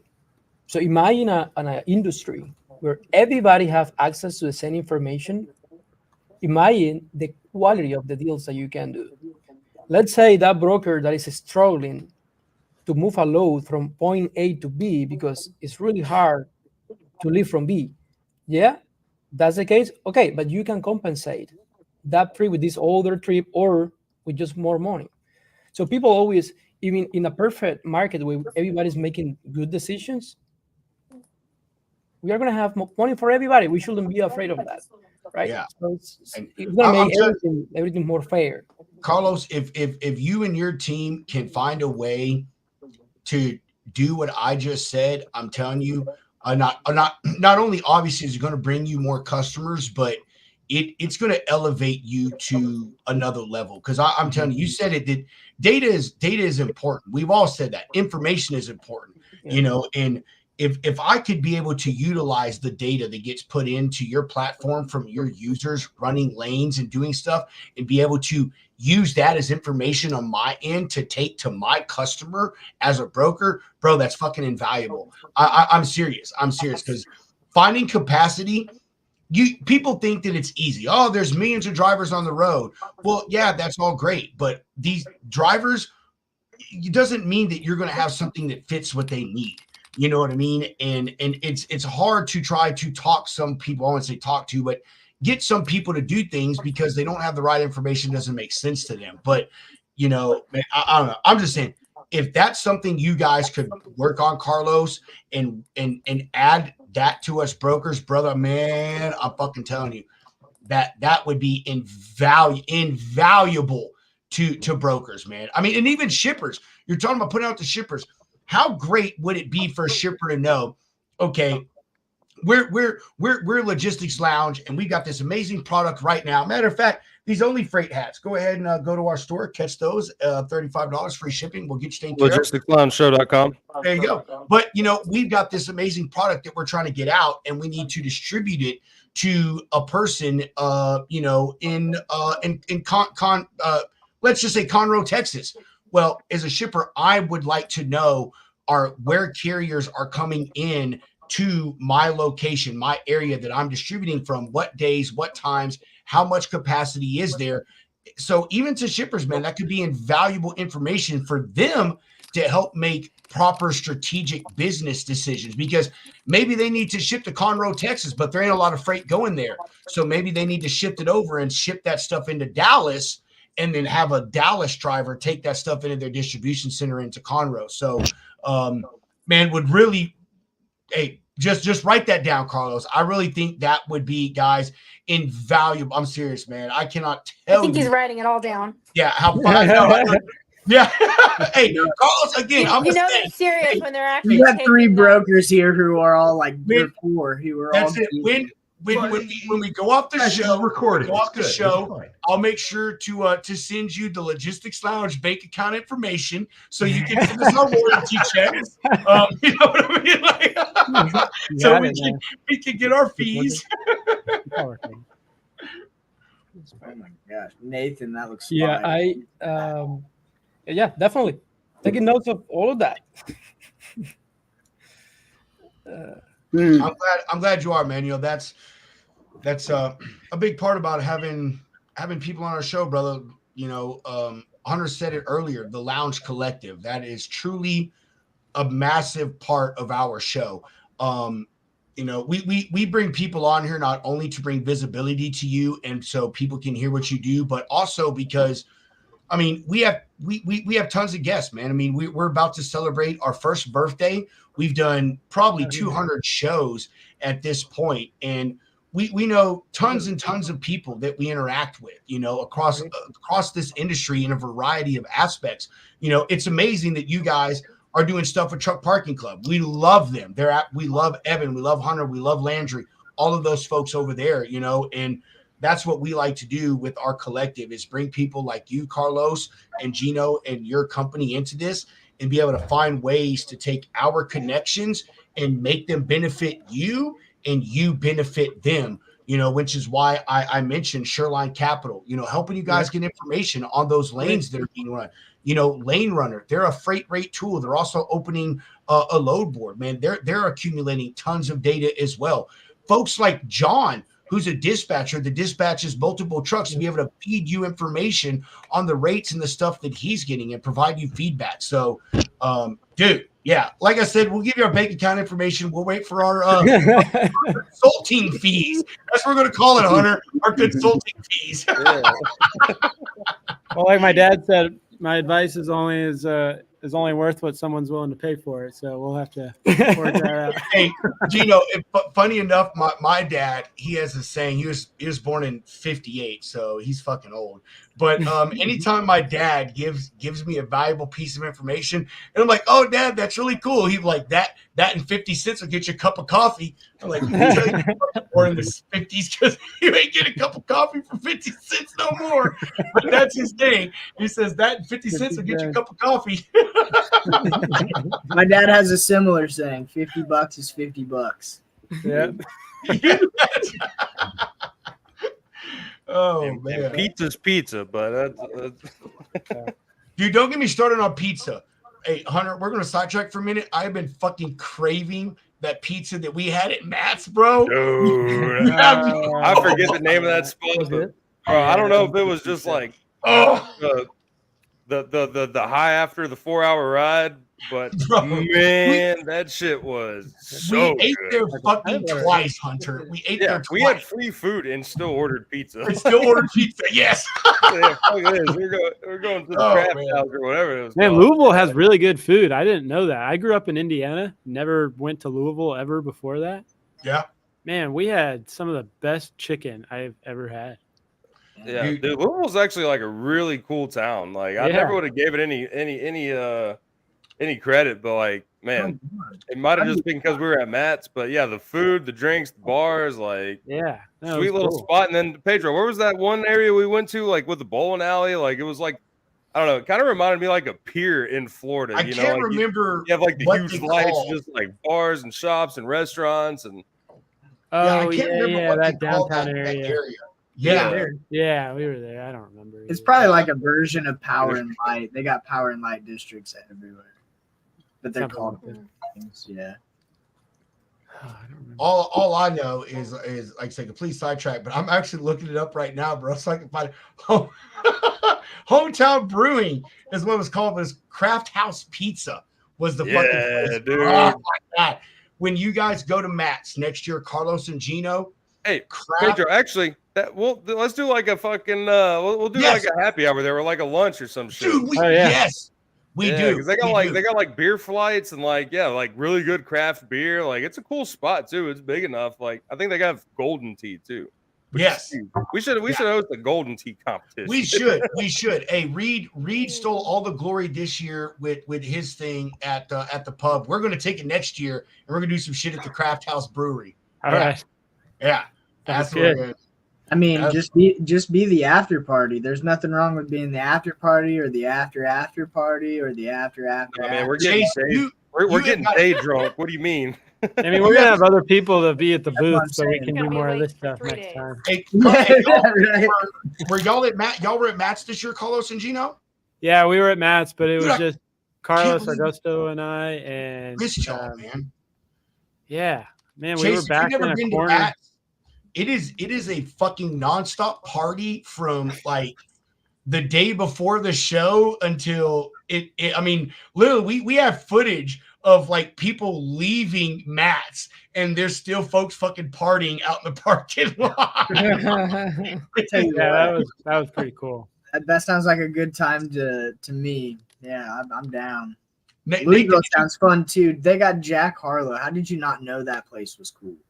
Like, Bro. and Lamar Jackson. Like, they got some good stuff coming out of Louisville. Yeah, that was it. Nate, have you been to Matt's?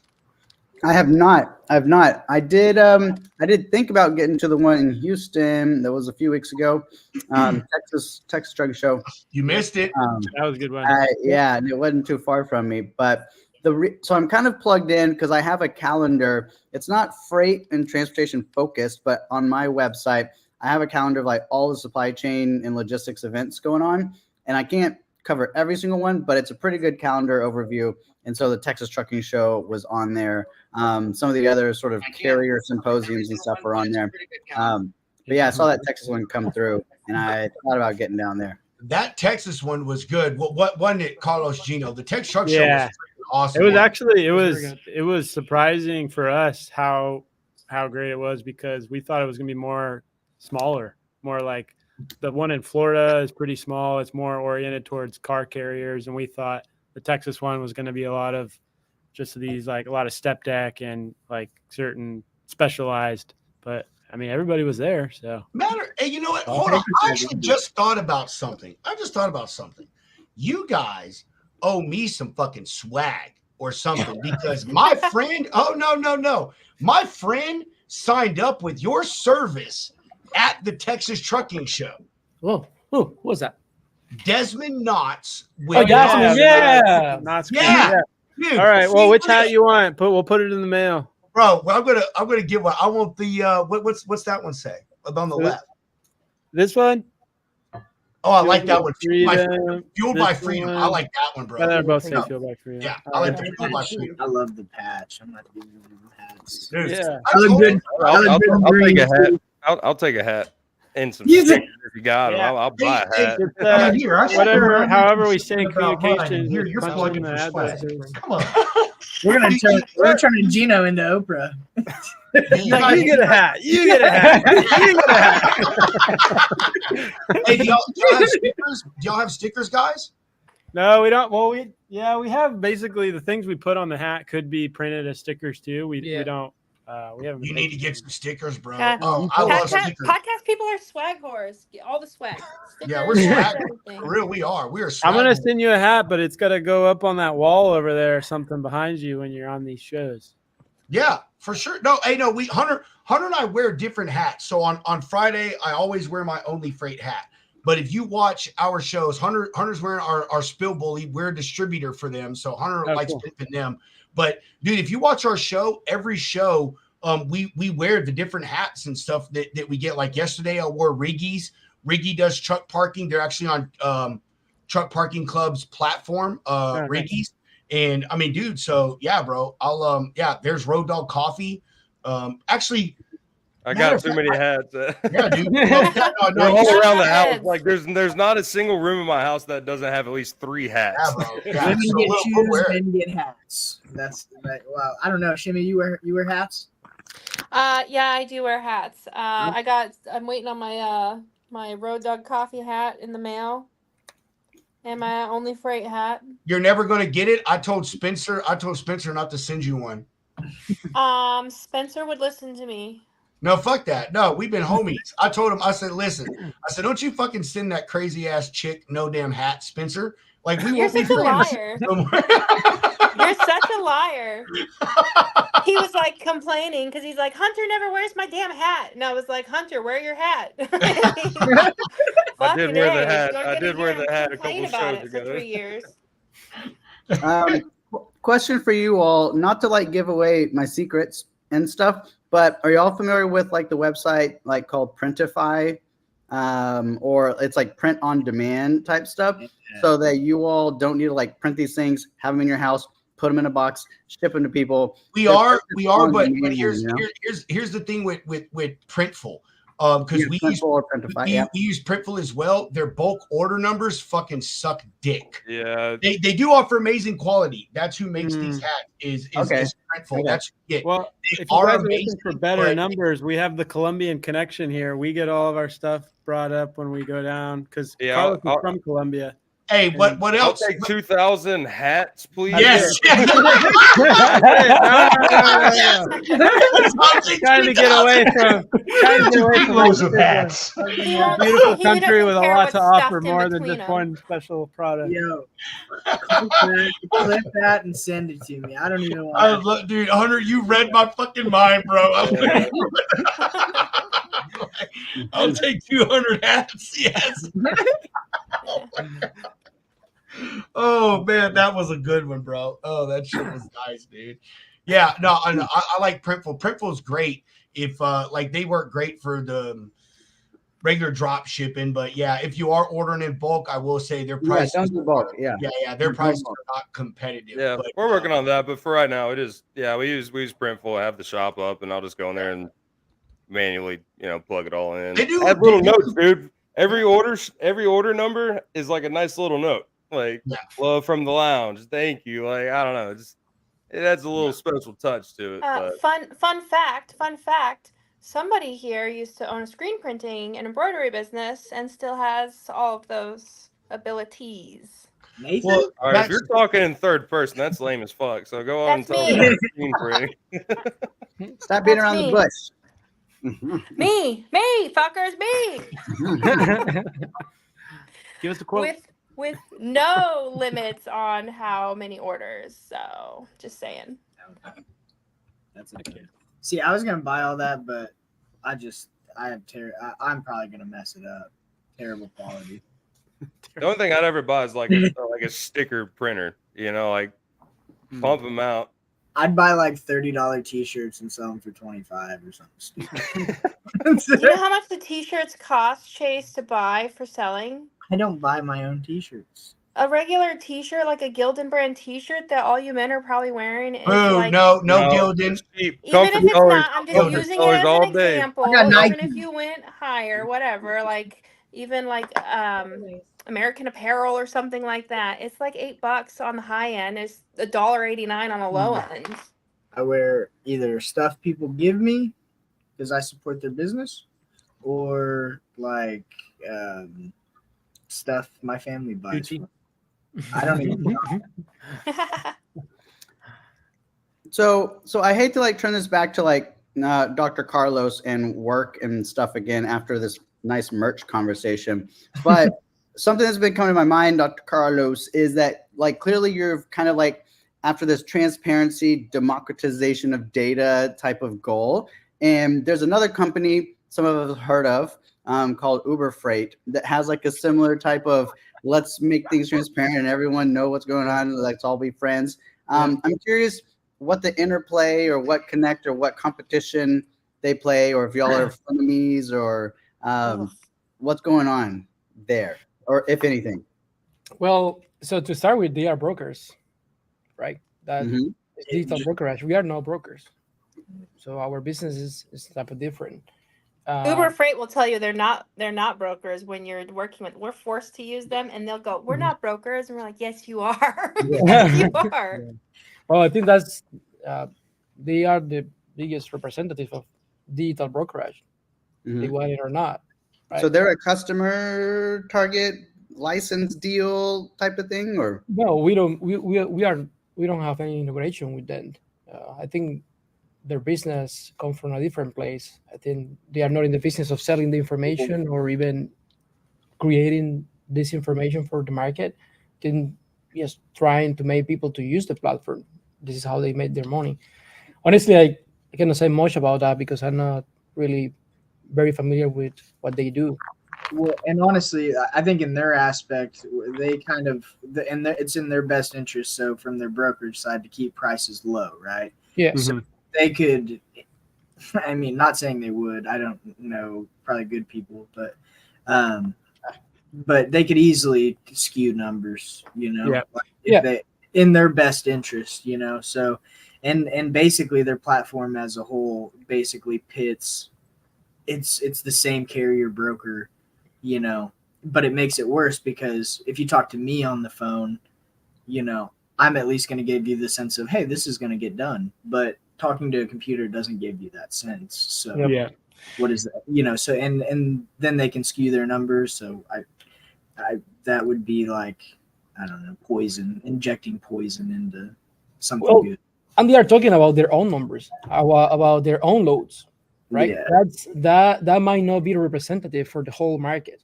Yeah, exactly. Yeah, Well, right. So, and they can keep things lower on their end because of volume, right? So, but what we experience with carriers that come to our platform and talk to us is most of the time for them, when they're out looking for loads, Uber Freight loads are not like on the top of their list to go looking for. And so, yeah, I mean, we would love to talk to them, have a conversation, see if there was some way to work together. But in our mind, it's kind of like a separate, they're doing their own thing. And don't even waste your time. Don't even want that cheap ass freight. No, but I love their concept. Half the time it's not even real freight. Uber Freight just has a bidding system in the back. Anybody can come in and bid if you're approved on these shippers, and then you have those people bidding with false rates, and they don't even have trucks on them. That's it. Like TQL or whoever. And you just put a bigger pit between the broker and the carrier. Then. Yeah. So you're just pitting the two against each other. Is all you're doing. Yeah, 100%. That really. Go ahead. Sorry, go ahead, Gino. Go ahead, bro. I was just gonna say the original thing with Uber and the cars is still amazing, and we love that concept. And we're trying to take that same idea and apply it to independent dispatch companies, so that if we have a carrier using our system who doesn't want to deal with actually going to do the whole process of booking, and they want to use their dispatcher, okay, well, maybe they don't want to deal with having a contracted dispatcher for a month or 2 months. They just want that week. So we want this on-demand dispatch feature to be functionable, but we don't want to scale up a massive dispatch company within our system. What we want to do is go out to all the independent dispatchers and say, hey, you use our platform and we'll create a system for you to get a notification when a carrier is looking to get dispatched for a week. And then if you're available, you can jump on and be the first person to communicate with that carrier and say, hey, I'm a great dispatcher. I would love to work with you for this week. That so let's do it. Yeah. Fucking smart, man. Hey, that's smart. And I'll tell you this, Gino, man, is all of us, well, I would say all of us, but actually I think, all of us here being brokers, and dealing with that side of the stuff. That is a wonderful idea. And I'll tell you that the only thing to be careful with is dispatching is an extremely ripe with fraud. Yeah. So the only thing that you would have to do with that, and this is just, not me telling you how to do your business, but is to input some type of vetting tool with these dispatchers or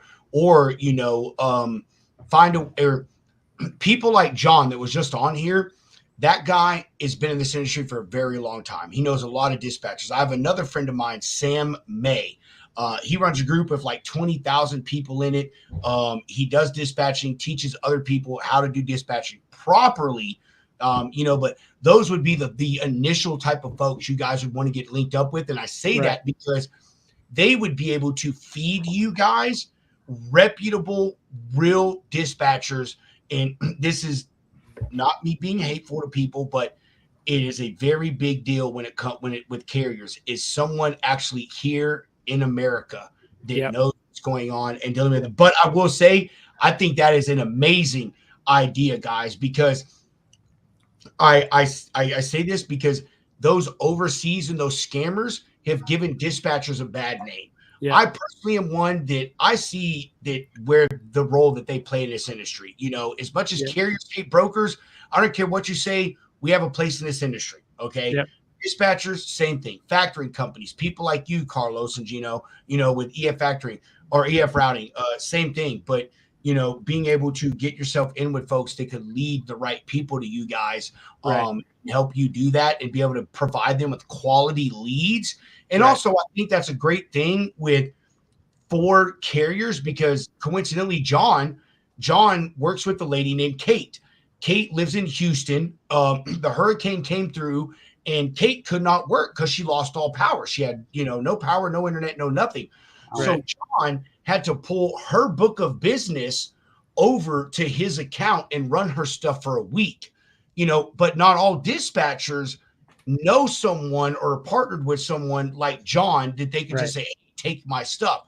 So it would give those carriers an ability to say, hey, I need to fill this gap, like you were saying, to do myself for a week and still be able to get quality loads. Or even maybe they're with a shitty dispatcher that they don't feel they're making the money they need. And, your guys' platform would be able to offer them an ability to reach out to other dispatchers and stuff, and give them the opportunity to pull that business in and actually do well for them carriers. So Carlos, hey, I just want to say, man, and I know this isn't just you. So Carlos, Gino, all your team, you guys have got some incredible ideas.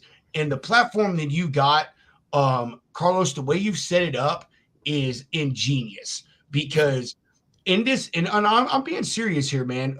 There's one thing here on the lounge that anyone that comes on the show can tell you: we don't bullshit people. We don't blow smoke up fucking people's ass. You come on here, you get the truth, you get the facts, you get the way that things are. And, a lot of tech in this industry is geared towards one specific party.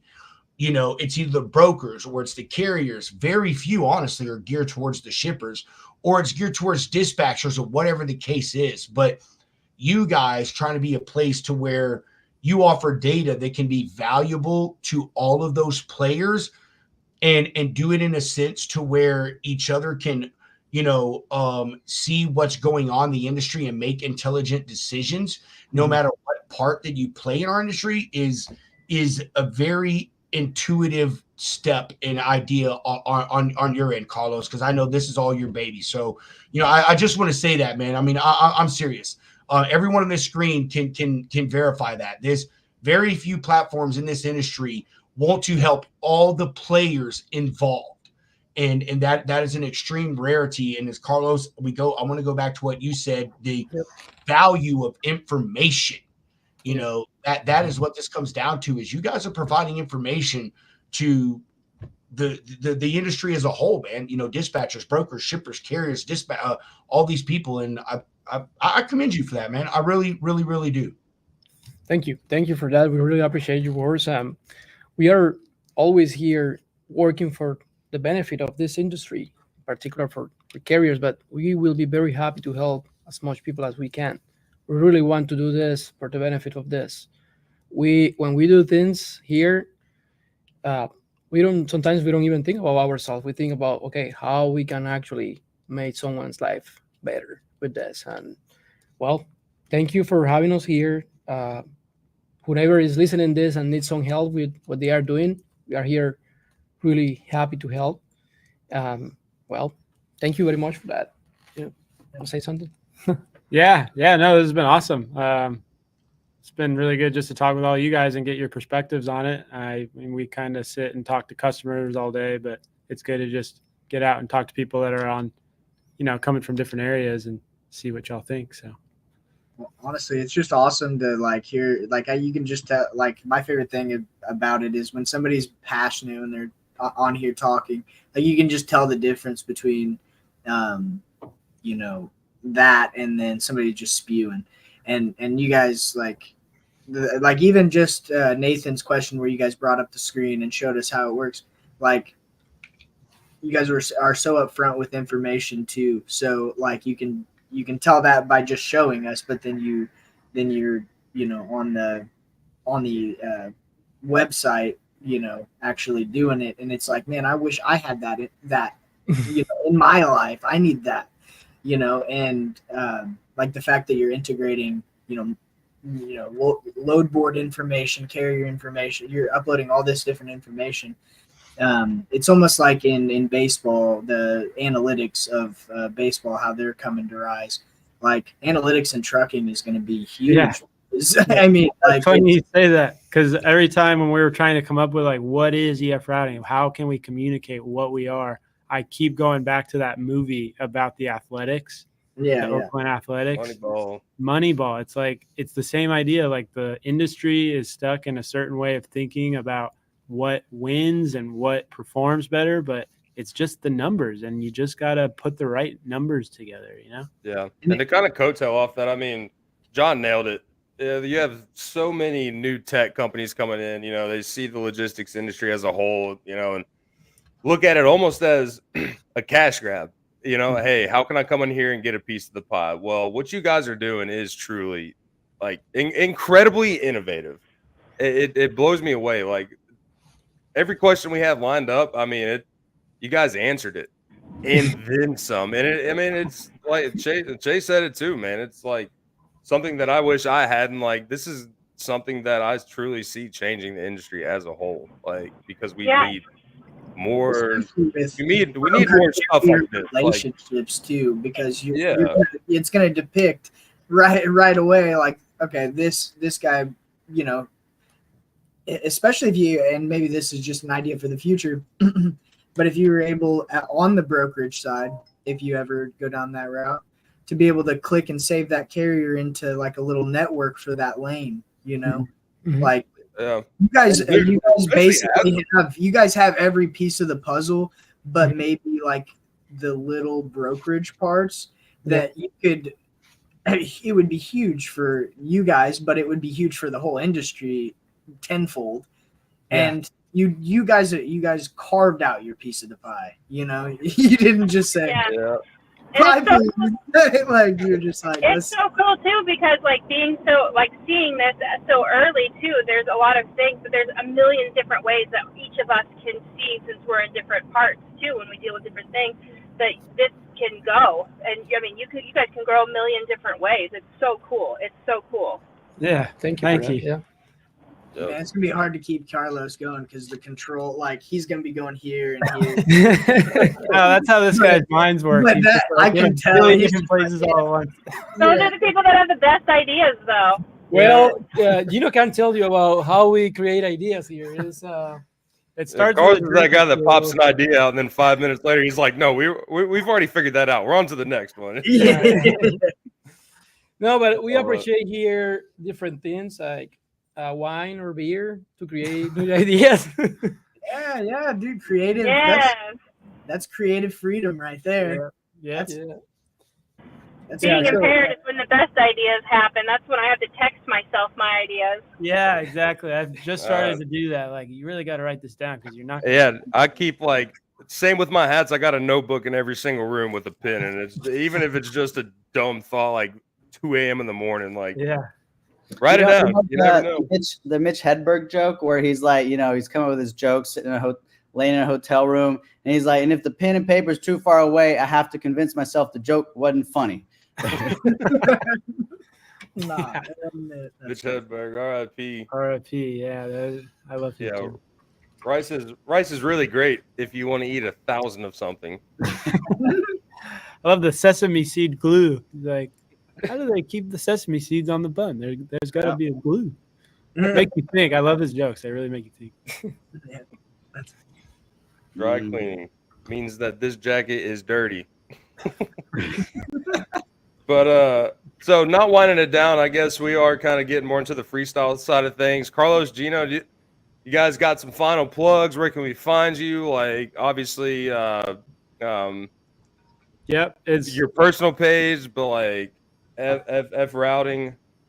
Yep, it's just gotta make sure you spell it EF routing. E is silent. He is silent. Yeah, we'll get a code out through the lounge, but everybody has access to a free 14-day trial. There's no literally all you do to sign up for that is punch in your email and phone number. Except for John. Except for John, yeah, we're gonna monitor it. If John tries to sign up, he's gonna get booted. We're gonna. We don't want John's information. We're all gonna sign up, and then we're gonna brag to John because he. Yes. Like, man, this has changed my life. Yes, we do.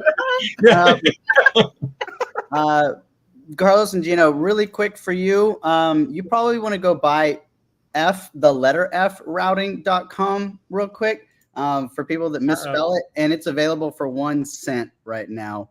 You probably want As to pick it soon up. as you click that, though, don't even bother. As soon as you click it, No? it's 2,000, dog. Yeah. Well, our CTO Joaquin is listening this, and he's buying that right now. Yeah. It's like snatched it up, open market. So like my favorite podcast is How I Built This, and they just came out with the On Cloud episode with the On Cloud shoes, and they said they actually also bought QC.com, like QC shoes, because their logo's so bad that you can't tell what the heck it's saying if you don't know On Cloud. So they bought QC as well, and they're like, we have the best designers and brand and marketing people in the world, and they can't make something that people can clearly understand says On Cloud. Everyone's like, oh, it's QC. I think you pronounced the logistics lounge wrong when you said that. You're like my favorite podcast. I know. I was just fucking thinking that. Jimmy, thank you. Good looks. Yeah. Was just saying that. Hey, Nathan. Hey, don't get kicked off the fucking show first time around. Hey, I gotta spread the love a little bit. No, man. He's had some great ideas in that bread. Did that have soup in it? What were you eating, Nathan? Yeah, what were you eating? It was from the Mexican grocery store. I don't know what my wife got, but it was something. Dude, that looked It was a croissant with cheese in it. All right, you're getting me hungry. Damn it. Got out there if you're watching and pass one of your trucks. Yee. Woo-hoo. Honk at him. Don't scare him. Get him to honk like the train guy. Aha! Yeah. Hey, Carlos and Gino, you guys are welcome to continue to chill, man. We are as getting tons of text messages about the show, people giving me compliments via text about you guys. So I just want y'all to know that been really good. We reached into the triple digits of live viewers, so been a really, really good thing for you guys. Our shows get thousands of after views, so I'm sure there'll be plenty of people that'll watch this.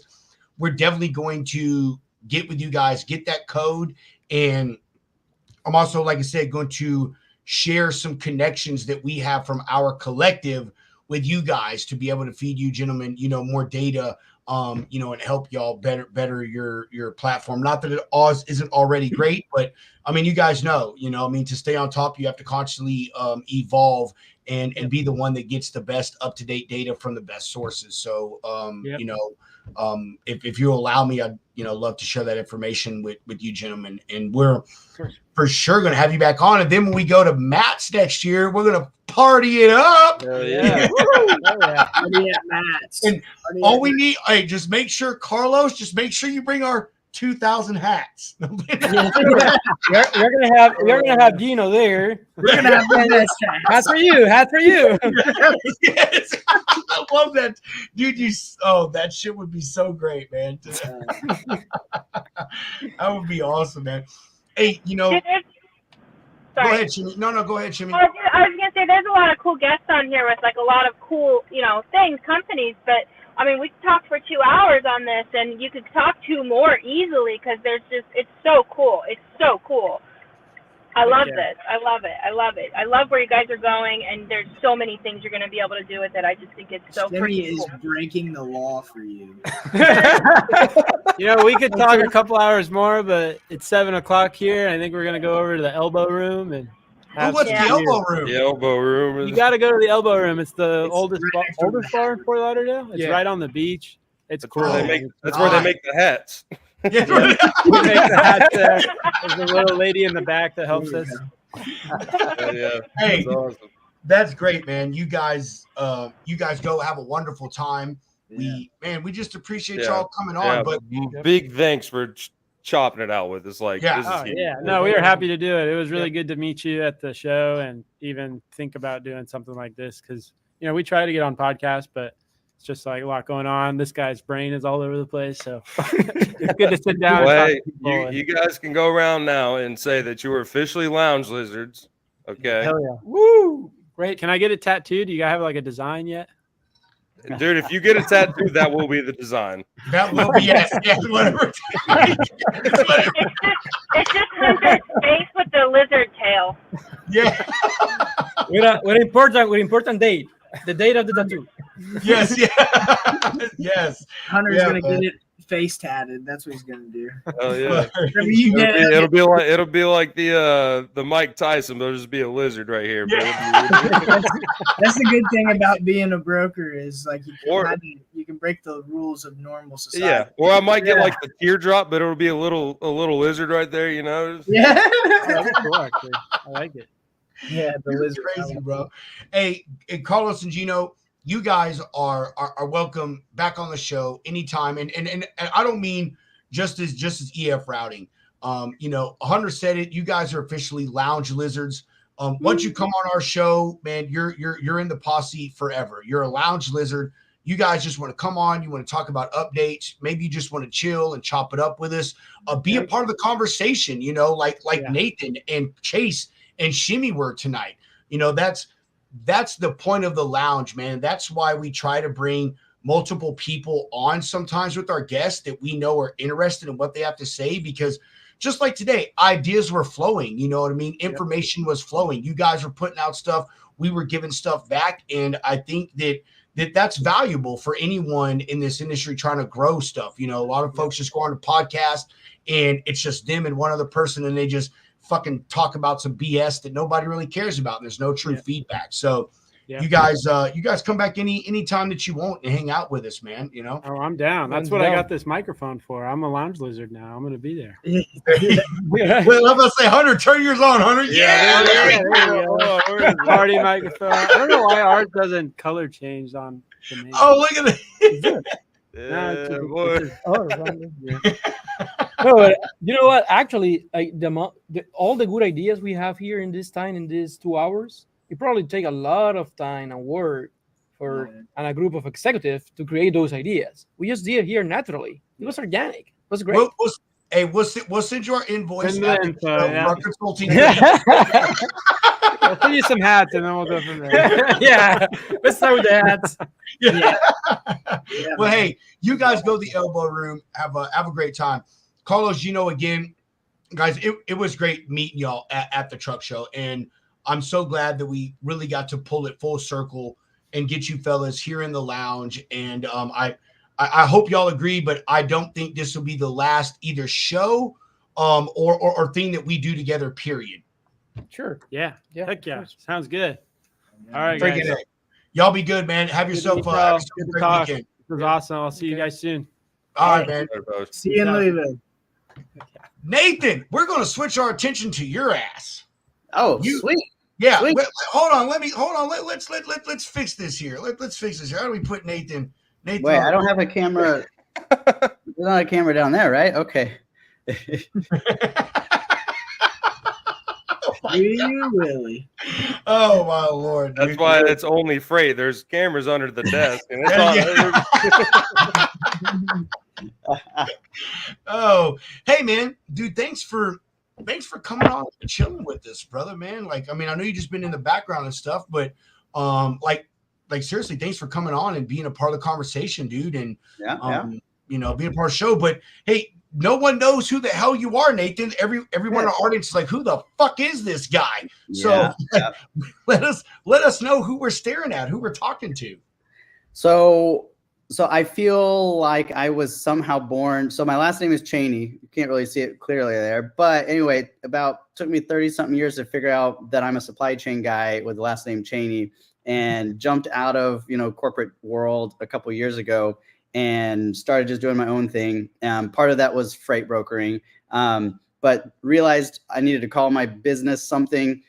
Figured out supply chain made sense. I've got a degree in supply chain. I've been doing all this sort of stuff my whole life, and started with trucking consulting. I do fractional executive sort of work, but also I realized that if I'm going to call myself supply chain, I need to be able to do and know everyone in the whole game, from the people that are planning and doing procurement and sourcing, the people that are making stuff in the middle, and then the people like everyone on this call that are like moving stuff, holding it, warehousing it, and delivering it. So I've kind of figured out that I really like, I didn't figure it out. I've always liked talking and meeting people. So I'm trying to figure out how to take what I like and what I know and make a living out of it. And so got a little calendar, like I mentioned earlier, that I take all of the events because I'm a people person like you guys are. And so all of those sort of networking and conferences in one place. I've got like a YouTube channel that I've had for a minute that my inspiration is like MTV Cribs / how it's made. And so I go through and I like film tours of operations and show like how stuff's made, the supply chain logistics side of it. So on Monday, I've got a local brewery. That's my local brewery here in DFW that I'm going to be filming there and showing the brewery sort of beer brewing process. But I'm going to be obviously approaching it from like a logistics and supply chain angle. So that I'm doing Monday morning. And then I've most recently realized that all the people on LinkedIn are always like I've seen this amazing community of folks like you all that have these sort of venues, these communities that you've got. And a lot of it is just like banging on a keyboard and messaging DMs and LinkedIn or on Instagram, whatnot. And then you all are like, you're taking it a step further with this, right? Like this is this is a level up, right? Yeah, it is. It doesn't take much to get a podcast going. It doesn't take much to have a YouTube channel. This takes a little more effort. Like you're doing some cool shit here.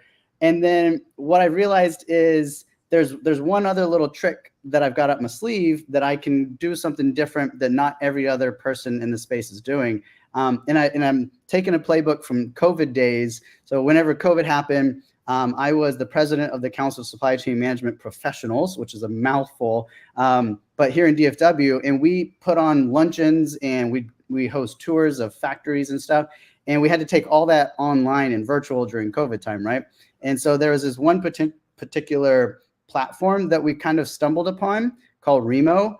And basically what it does is it takes like a bar scene or a poolside lounge or like a restaurant, and it makes it like you're in Sim City or Miami Vice, whatever you like. You can move your guy or girl between tables and like pop into conversations with just 3 or 4 people that are sitting at that table or at those couches, and move around the room and meet people in like a really relaxed, sort of fun, having a drink at home, sitting in your pajamas, comfortable, but you're meeting people and having conversations just like this that we're having today. And so I figured out I want to package this up and turn it into something kind of cool. And so that's like literally about a week ago, I guess, I came up with the idea of the name Supply Chain Social Club. And so I'm kind of putting this together as a virtual online community for everyone in the supply chain world. To basically do like a happy hour, literally a happy hour type thing, but virtually. And so that's, and really, I'm doing a little bit of reconnaissance here today. Just seeing. Oh, no, fuck that shit. Right? Nathan's off the show. Fucking spy. Here goes all my anal jokes, Nathan. That's pretty fucking brilliant, Nathan, because I remember.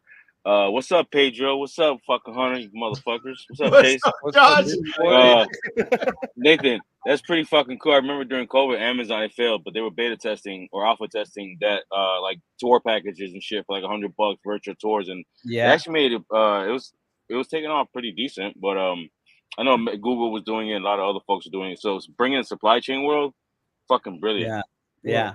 Everyone put all this virtual stuff back on the shelf after COVID. Like everyone's like, yeah, we're back in person. We're all gonna just go like hug and be together. And then I think what we've all realized now is that actually we all work virtually. We're all sitting at home all day. Like this is our comfortable, happy place. And some of us live in random rural places where we can't just drive down the street to, a truck. Here in DFW, we have the transportation club, right? DFW Transportation Club, and they host one event a quarter or once a month, and it's the same as it is here in Nashville. You can't always make it. It sucks. You can't if it's not on your schedule, your time, you got freight, you got to move, you got stuff to do. Then like you're not going to make very many of those. So my goal here is to make it accessible from a cost perspective. I'm looking at about like a $10 ticket cost versus like a $30 or $50. And then you don't have like that travel time and you don't have that schedule conflict where you got to like drive 30 miles to go get to this thing. So really just trying to make networking and meeting people like this more accessible for more people. That's really the big goal. Shit, man, that is the goal. That's what we're doing here in the lounge, bro. We It's what you're doing here. Yeah, yeah. You to the punch, Nathan. Now you know. Now you know. Yeah. No. Yeah. So Nathan, you're an op now, right? Is that what I get? No, Hey, that's what Cardi B might call me, or Nicki Minaj, someone. But yeah, yeah. Nathan, so I know, obviously, I know don't know Josh. Josh is someone that we met on X. He was a big part of a behind the scenes stuff at Amazon for a lot of their transportation stuff. So, yeah, very, very, very intelligent guy, knows a lot about a lot, and is a very good resource that we have here on the lounge. Thanks for coming and chilling with us, Josh. Absolutely, and he's over there stroking my dudes neck. one meetup. Fucking Corey. Yeah, I know. We're about to link our dicks right now. I'm gonna drop Corey a link, man. I'm gonna drop Corey a link.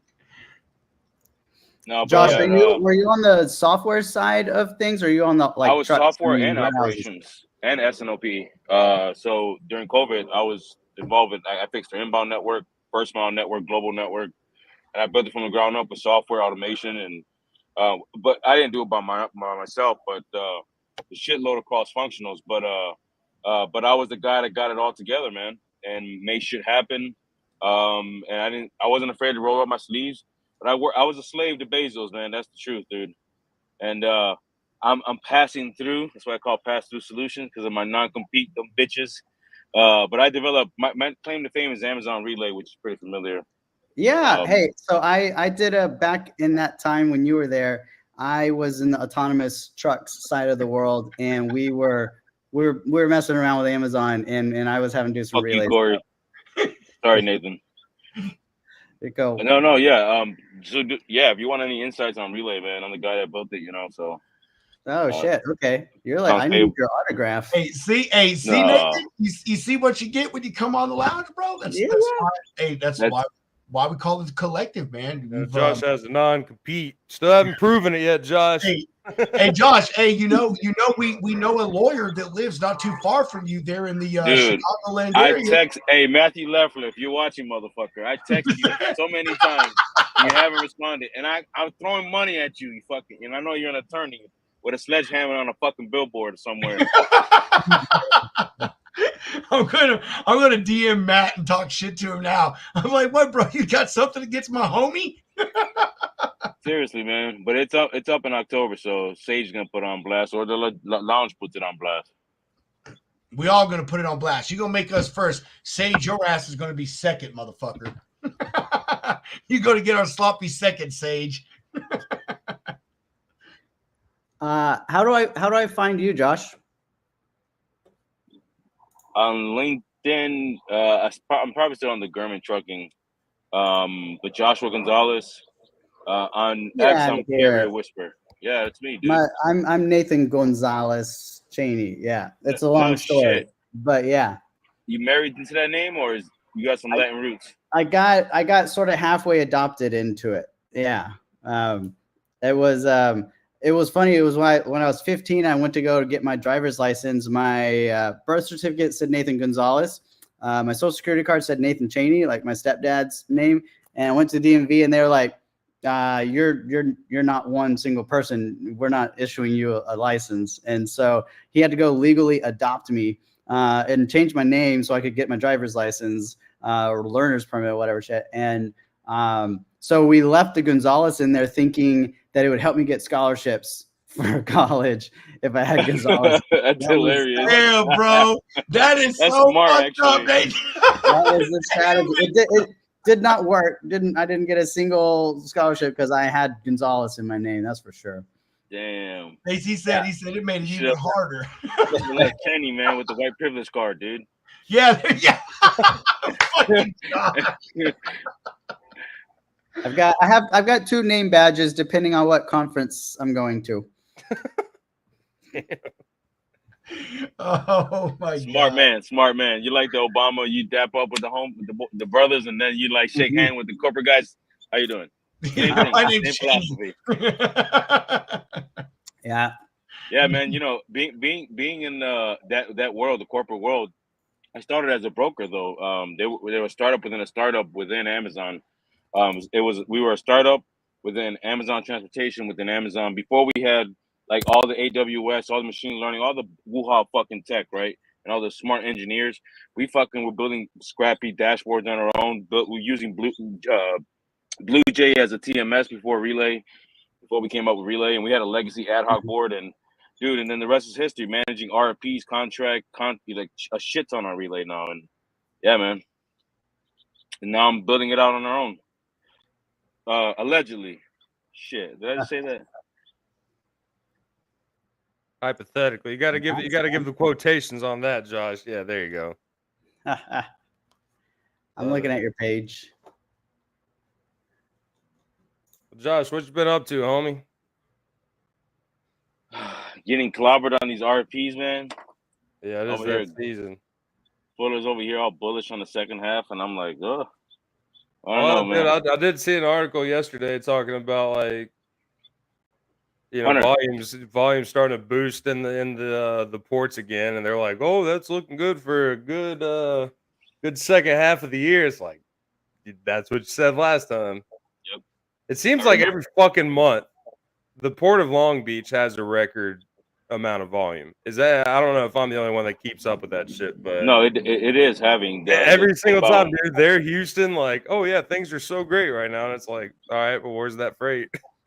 Seriously, it doesn't correlate to surface transportation. Never did. I mean, it can, but yeah, haven't. But a lot of rail though. Rail taking a lot of rail and share. a lot of contract work. So like, yeah. If we're talking spot market. But Hunter, speaking of after the lounge, man, give me a text. I've been talking with TJ, your boss over there. We have a huge opportunity with a customer, direct shipper for an RFP. Okay. And lanes that you all are struggling, back off Phoenix to the Pacific Northwest. Yeah, I want to talk to you in general about that because I got some ideas that I'm cooking on. Cool. Yeah. Expansion. I don't want to talk about business on the lounge, I just throw that out there. No, when I'm texting, calling you, you'll sit there ignoring me and shit like you always do.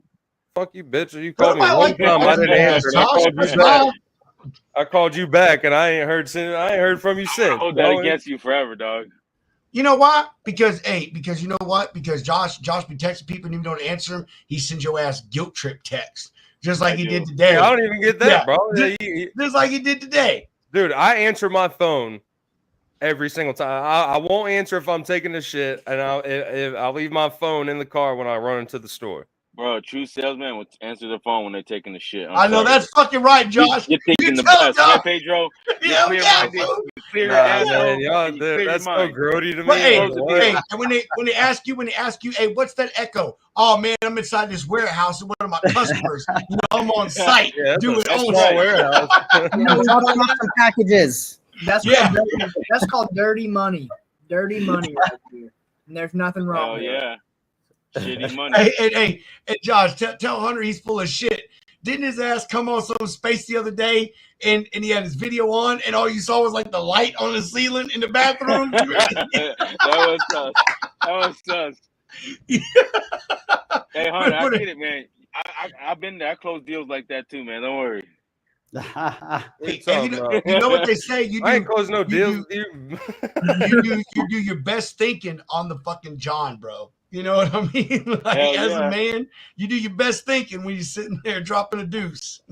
See, your binom, your whatever in your intestines. Once that is going really well, Hunter, you fucking close big deals, man. Bringing like $5 million in freight.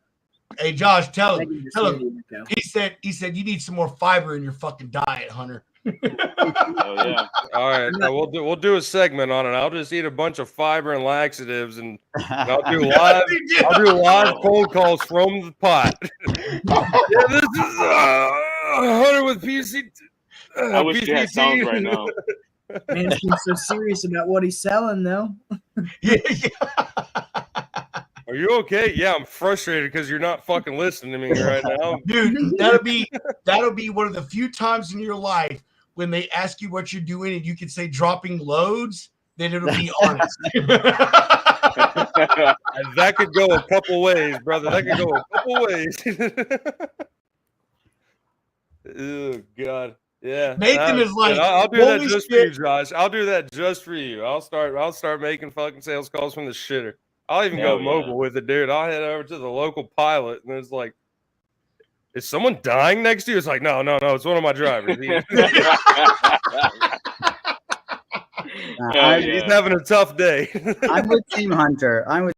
Like, I will get off the phone and whatever. Gotta go to the bathroom. But my wife's not gonna be listening to this. I'm pretty darn sure. But like, she'll be like FaceTiming with her family, her mom, and be like, put the toilet, put the camera, the phone over on the sink, and just continue the conversation. Like, women are like that, Nathan. My wife does the same shit. She does the same thing. We have a whole fun conversation. I'm like, what the hell is wrong? The whole thing, yeah. No, dude, I don't get it. Yeah. But how much time you really spending on the toilet, man? Like that's in and out work. I'm not trying to sit in there. Dude, I mean, if you ask me where I make most of my memes, I'm gonna tell you. On the toilet, dude. See, I could see that. Because I'm looking at memes most of the time. Like, yeah, I don't know. That's each their own, I reckon. Yeah. You're looking at a meme when you're sitting on the toilet? Is that like, or we're not? Oh, dude, I'm scrolling IG, man. I'm fucking around on X. Like that's honestly, I'm on TikTok just like looking for the next idea, like the next like light bulb. That's what. Oh yeah. That's where it happens. Yeah, Rob. When you see the lounge Instagram lighting up with my DMs, that is toilet time. I can't even lie. Bro, I know. I know, dude. I think my wife does the same shit to me because I'll all of a sudden fucking just get like a ton of messages. That's right, Corey. Chunk them deuces, bro. Have yourself a good weekend, man. Enjoy time with the family, man. We love you, brother. Hey, speaking of Corey, Mr. Data 2 Roadside, y'all be on the lookout for Tow Truck Tuesdays. Got that shit going in the work. Going to have some live engagement or some live interviews. Corey's going to do some content with some fellow people in the tow industry. Going to try to bring some clarification and some education and information for what those gentlemen and those ladies go through in the tow industry. So yeah, thank you, Corey. Be on the lookout for that. Tow Truck Tuesdays with Dad of 2 Roadside. So let me pull up the logo. Get a little consent. That logo is sick, bro. I fucking love that logo, man. That logo is beast, dude. It just came to me in a dream.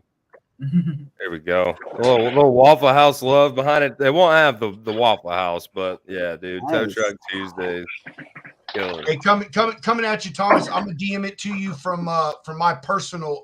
Hey, that's on you, man. You bringing Thomas in? It's got to be a shit we're freestyling it now. We're freestyling it now, and Nathan needs to get fucking broke in properly. If he's gonna be a lounge lizard, and he's gonna fucking. Oh yeah. Bring him on in. Nathan, you're gonna like this motherfucker though. Yeah, funny as fuck. This is Josh's son, by the way. Yeah, that little Eminem fucker is funny. Nathan is going to get off the show and he's going to go tell his wife. He was like, every one of those fucking people needs to be under the care of a mental health professional. All right. Well, what do you got up your sleeve? Or he's going to go to his wife and be like, every one of those people need to be under the care of a mental health professional. Those are my fucking folks. 100%. Hey, Josh, get your kid in line, man. If he's going to come into the lounge. Hey, you know, we're talking about the lounge. I just want to say this, that next Friday, is the lounge official first birthday. So, birthday party. Yes, birthday party. If anyone wants to send a happy birthday message to us, you can send it to us on X. You can email us a video or a birthday card to chilling@thelogisticslounge365.com. If y'all want to be a part of the party, please let us know. We're just going to chill, have a fucking good ass time like we always do here in the lounge. So just want to put that out. Next Friday, the lounge's first birthday party. Yeah, and this isn't about me or Pedro. It's about the lounge. You Yes. know, like it's really important to the lounge, and we just want to make it a special day with the homies. So just show up for the lounge. Yeah, show up for the lounge. And if you go out extra, birthday hat, streamers, birthday cake, nipple tassels. Yeah, for sure, dude. Birthday suits. Except for Josh's. No, no, I'm joking with you, motherfucker. Hey, yeah. Seriously though, Hunter, man. I'm glad you brought that up, brother. It is about the lounge, dude. You know, for all of y'all that don't know, maybe you're new viewers or maybe you haven't heard the story before, but you know, the lounge happened last year out of a complete fucking. We are an accident, baby. Hunter, yeah, dude. I was actually prospecting Pedro. We'd been homies for a while, but that's when I was in the international shit, and I was like, "Hey, dude, I know you're a broker. You got a lot of freight. I see you around all the time doing the international shit." And he's like, "No, but I've been thinking about doing a podcast." And 3 hours later, the lounge was born. Yeah, it was. I mean, I literally was thinking about a way to. Thomas is taking a shit. Did you see that? Thomas is taking a shit. I saw exactly. There you go. Jesus. There you go. Live on the fucking lounge. Freaking dropping a deuce. Oh, now he's in twice. What's going on? What happened? He dropped it. Thomas is dropping deuces. Yeah, and hey, you know that's a steamer. Hunter and I did. We developed this shit during a DM, and Hunter went to dinner with his mom and went on Chat GPT and searched what's a good name for a logistics podcast, and that's how we got our name. And our first show, go watch it. It was an absolute fucking dumpster fire. Hunter was 15 minutes late. I was like a deer in the fucking headlights. Dude, I took a nap. Deer in the headlights, bro. And hey, we've just gotten better from there, and now here we are, thousands of followers and views and hundreds of videos later, and we built our little collective, got ourselves a good little posse going on, and so yeah, we just appreciate everybody. So next Friday, August 9th, 1600 Central Time, we're going to do the lounge birthday party. It's going to be a complete Freestyle Friday. Everyone is invited. Come on, hang out, chill with us. Don't forget about the morning show with the E-Carrier Check boys. Is that next Friday? Yeah, that's the morning. And then that evening we're doing the birthday party. Oh, bro, I cannot wait. I forgot about E-Carrier Check. Dude, those shows are always so fucking badass, dude. With the E-Carrier Check. Dude, I wish there was a way to like do it all day. Like I know that would be a fucking lot because that'd be probably a 20-hour show. But so I'm actually thinking I want to invite you all on. If you have, I'm busy that day, by the way. I'm kidding. Hunter's a dick. God damn, Hunter. Hey, welcome to the lounge, Nathan. Nathan's the homie. You'll catch it. Here we go. So, so this is one of the layouts for the Supply Chain Social Club, which is the cigar lounge.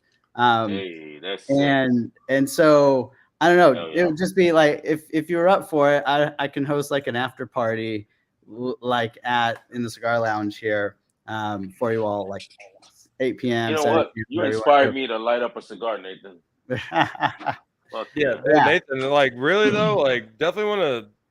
Like, do you have like a preview of what this looks like in person? Yeah, so I guess it's not in person, but yeah, it is not in person. It is quite wild. Let me pull this up on there. Oh, that's the wrong freaking page. Remo. Let me pull this up real quick. We gotta just get to their homepage. There we go. All right. So on this, there's a clip. So you can kind of see everyone kind of moving around table to table, and just the people that you're with at your table, you're talking to. But you can switch from presenter mode, like we are now, where we have 2 or 3 or 4 people up on stage talking, and everyone that's in the event just sees us, like what we're doing right now. And then you can break out into like happy hour networking mode like this. We are so looking into this shit, Hunter. We are so looking into this right here, bro. Yeah, this is actually really fucking cool, Nathan. Like, oh, there's all these different, there's like all these different layouts, and you can see like there's the cigar lounge one right there. But there's like rooftop pools and like Japanese huts and all this sort of stuff that you can use as your scene for your event, for your meeting. Dude, that is pretty sick. Yeah, we are so gonna fucking look into that. That would be awesome right there, dude. So the idea is like to do this. Let's see. I'm gonna stop streaming. A little drinking here. So the idea is like I want to have the Supply Chain Social Club as like literally a country club that everyone can kind of like host their weddings at, their graduation parties, their whatever. Like you come host your events that are like networking events at my place, right? And so you're gonna have warehousing guys, trucking guys, like manufacturing folks, whatever. Everyone that has a piece of the pie in supply chain is like, welcome over at the club. So anyway, that's kind of the idea. So like hosting you all for your after party for your birthday would be pretty freaking sweet. Yeah. Fuck yeah, dude. I like that. That's like I never even would have thought about that. I didn't even know that was a thing. Like, I didn't either. Yeah. Because we do find so many times, like, here in the lounge, we only have like a certain amount of space to bring, so many people on. And then like, there's like conversations that go on between 2-3 people and everybody's just kind of sitting wayside. So hey, I could get behind that. There's a button as the host that you can hit. It would scramble, and it's like has like a 60-second countdown, and it shuffles everyone to different tables and stuff. Yeah, that's cool. There's a few cool features in it. I mean, like I said, it's just freaking efficient and effective networking. Yeah, yeah, I get that, because even like I'm a part of the National Transportation Club, and I love it, but like sometimes I don't show up right when it's starting, so. I show up and everybody's there. Everybody's mid conversation, and I'll have a couple drinks and I'll just butt in and be like, "Hey, what you guys talking about?" But like, it's hard to like get around the room, and then it does suck that it's only one time, like once a quarter, like you were talking about. And we have places like LinkedIn, we have places like X, Facebook, whatever, but it's so spread out. Like, it would be nice to have a spot where it's like, okay, I see who this person is. Like, this is what these people are talking about. And just have it whenever. Like, that is cool. So I plan to so we'll have like generic, everyone who knows how to spell supply chain kind of invite everyone's. But at some point, I want to start breaking it out to like transportation and logistics specific events. Like get you guys on and you host it. Like it's your party. And then have like an early morning one. So we can get like people from Europe and Africa and like people in other time zones to be able to join while we're drinking coffee and they're having, beer over in Germany, and kind of get a little bit more global with it again, because it's virtual, right? So just like this lounge, we're not really bound by time and geography. You probably get a lot of great ideas in our industry from other sector. It's the same sector of other national, Yeah. And then like a Saturday. So so the thing is, it's freaking Friday afternoon, and the number of like, suit and tie professionals. There's nobody working like that has 9 to 5s, but you got the people like us that freaking live and breathe this stuff, right? And we could do this all day long, right? So there's a certain like group of folks that are just always on, and so that's people that I want to get on at like 11 o'clock at night for Saturday Night Live events, and it's basically this, just drinking and talking about whatever. You're a cool motherfucker, Nathan. I got to get to know you more, man. Yeah, that is cool. Sick, that is a sick concept, man. Like, because even for my Josh, that's my Josh. hey, you respect your daddy there, Thomas. But yeah, no, Nathan, he's the bitch. That's for y'all to fight about, but y'all do. Hey, I don't. Axel, I don't, man, I was doing some other stuff, so I didn't quite see all the pricing, but Axel Live said $300 per month. Were y'all talking about pricing? Sorry, guys, I'm dealing with this trailer. No, I think he's talking about Remo probably. So yeah, that's the platform that I'm using to host the what we just looked at, it's pretty damn pricey, which is why I gotta sell some tickets to some events and pay for it a little bit. But there's spots for sponsors and all that stuff. But yeah, it ain't cheap. Yeah, so I've got a little bit of a business plan and all that sort of stuff. But is there any hold on. No, here's all right. Look, here's how this is going to go. Remo's expensive. You know what wouldn't be expensive is a fucking logistics lounge version of Remo, where man, I'm telling you, Hunter, lock this down. Josh, lock this down. We need to build our own version of fucking Remo. That's what we need to do, dude. Have a logistics lounge, like collective. Oh, bro. Like build the technology that Remo has. But you know what I'm saying? No, something steal similar. it We there. obviously don't have the means. Put but your name on it. Yeah. So you're wanting to take Nathan's idea then, huh? No, we'll bring Nathan with it. It's not Nathan's idea. It's Remo uses it. Yeah. Why have Nathan pay $300 a fucking month? Oh no. But like what Nathan, dude. So if Nathan pays $300 and I already paid the I'm full talking year. to you about this too, Nathan. Like, dude, we have an event, and that's what I was kind of getting. Is there like any sort of cap on how many people can attend? At about 100 people. The subscription I got for so you charge everybody $1. That's $300. Boom, that pays for itself. Yeah. For one event. Josh will put up 20 because he's a boss, right? Yeah. Thomas is going to put up 50 because he's the daddy. I'll get JB. He's the king over here. Nathan, I do want to try. I do want to sign up for a few, man. I like that concept. Cool. I agree, Nathan. That is a really, really freaking good idea, man. So you've got an invite actually, and I think Hunter, I got both of y'all invited in Shimmy to the invite only sort of open house. That's going to be on 8 at 8 p.m. is like the first invite only open house just for folks that have podcasts. Did you bring enough for the class? Oh man. That's all I'm asking. Chase and Thomas and Tosh, you can't. Dude, it's like you guys want a piece of gum. Fuck all the rest. He's over here I'm trying to eating be ground like beef Usher. and eggs right now, so you're on your own. Don't invite Thomas. Actually, don't invite Thomas.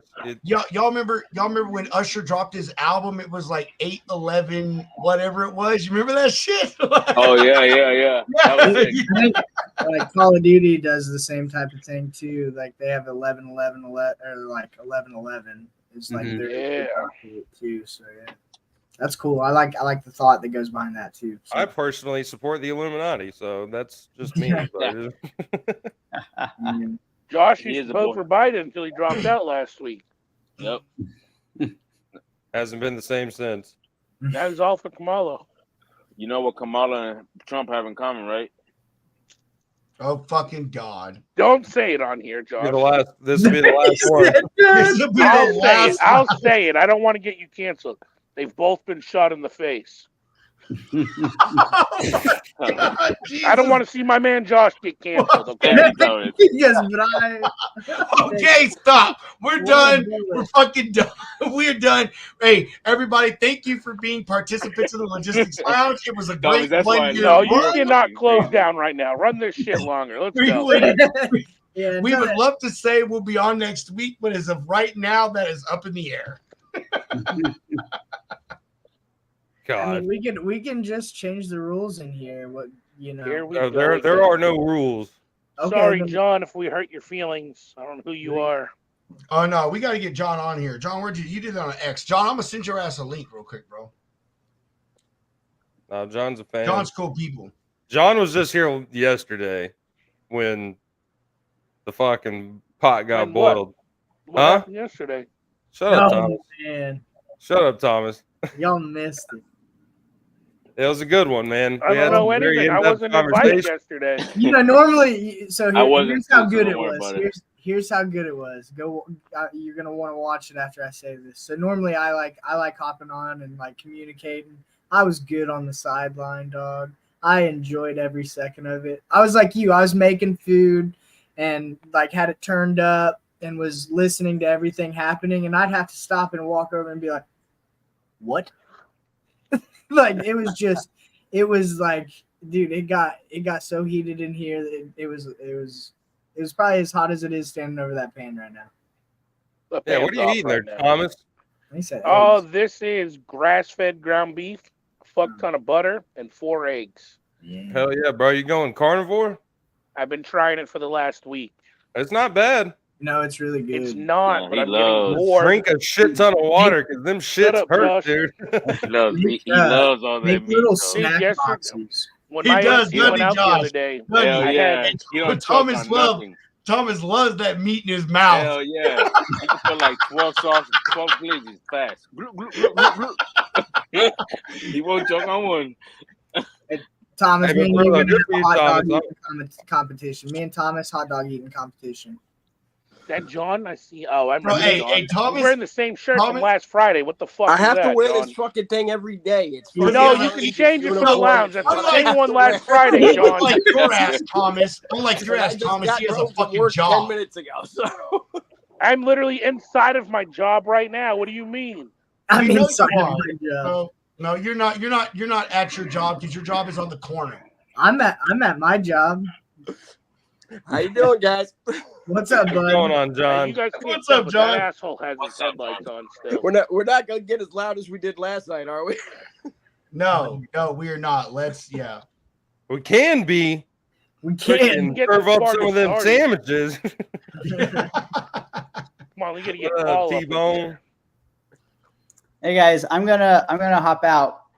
Hey, Nathan, thanks, It's been bro. awesome meeting Yeah. you guys. Thanks for coming. Absolutely. hanging out, Yeah, man. Nathan, we'll be in talks, brother. Yeah, Yeah. for Yeah. sure. Yeah, that Let's shit talk sounds about. awesome. Let's Hey, Nathan, let's talk about connect Friday. on LinkedIn, brother. I got you. Be Oh, good, yeah. Nathan. All right. Thanks Have a for good chilling, weekend, brother. Take care. See you Be guys. safe. See you guys. All right. The fucking. What now? I know. What now? So do you guys want a fun fact? No. Nah, All right, dude. you're gonna get it anyway, so fuck you, Hunter. The TA I'm at here in Florida, if you look them up on Google reviews and you scroll through the newest ones, there's at least 5 reviews that they killed an employee in the storage shed out here. What the? There was a wow. young dude. I was scrolling through it, and you just see the reports of it was a young black kid that they hung in the storage shed. They won't release the security film. Where Oh, Baldwin, shit. where's Baldwin, this? Florida. Baldwin, I Florida think on you're full I-10. of shit, Thomas. I swear to God, look it up. Look on your phone, Google. No, I let's, believe and- when you go let's into the not. Google We don't need to go down that dark ass hole. You and your fucking negativity in our positive fucking arena here. Where's the positivity? You called Josh. It was my here daddy. until we brought you in. No, it was here till John showed up with last Friday's shirt on. Do I need to show you the fucking drawer full of these fucking things? I don't want to hear it, John. That's just sorry ass excuse. Dude, if he wants to live like a cartoon character and wear the same shirt, then let him. He looks like a it. traffic Glasses cone. fall That's off not and a I everything. watch cartoon. Family Guy for the reason that Peter Griffin wears that white shirt and green pants. You got that right, man. I mean, for I'm kind real. of jealous of cartoons, honestly. You imagine how much time you'd save on laundry? Or Just even live- like picking out an outfit, man. Fucking hey. A live lot of free. billionaires wear the same shit every fucking day. Gray shirt, blue jeans. That's what fucking old Zuckerberg did. He's a robot though, but No bullshit. It's the same outfit every day. Fucking this blue ass pair of fucking shorts or pants and this goddamn ugly ass orange shirt. yeah, there you What wake color- up, throw on your clothes, and go to fucking work, man. That's, But what color thong are you wearing every day? Yeah, we got. Oh, I go bare ass, dude. hell My yeah. man, I knew it. I knew I liked you, John. He said he's like Arnold Schwarzenegger in that one movie. What was it called? Oh yeah, Commando. No. I wasn't ready for that, man. Come on. I did not see that coming. I was like, yeah, he's about to feed us some information, but no, there was. Yeah, John said, or it depends on what time of day it is because he could be Commando or he could be the Predator.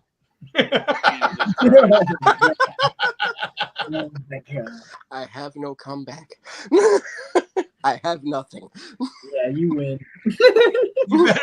You better keep up, John. You better fucking keep up. Dude, I the got lounge, nothing for that. the lounge is just going dark this Friday, man. I'm supposed to be picking up groceries right now, and I'm like, I gotta hang out. I'm sorry. Like, I'm waiting. Chase, you better go fucking give those people those groceries that they ordered from your ass on favor. You know what I mean? Like Chase is right now. He is active on favor or what is I don't know what the other shop is. My grocery. Dude, these people are waiting for their milk. I'm having to watch Thomas over here eat delicious food, and then he was eating like what I thought to be probably the greatest thing I had ever seen food wise. It just looks so appetizing. It's just not fair. It's not fair. But I gotta stay. Thank you.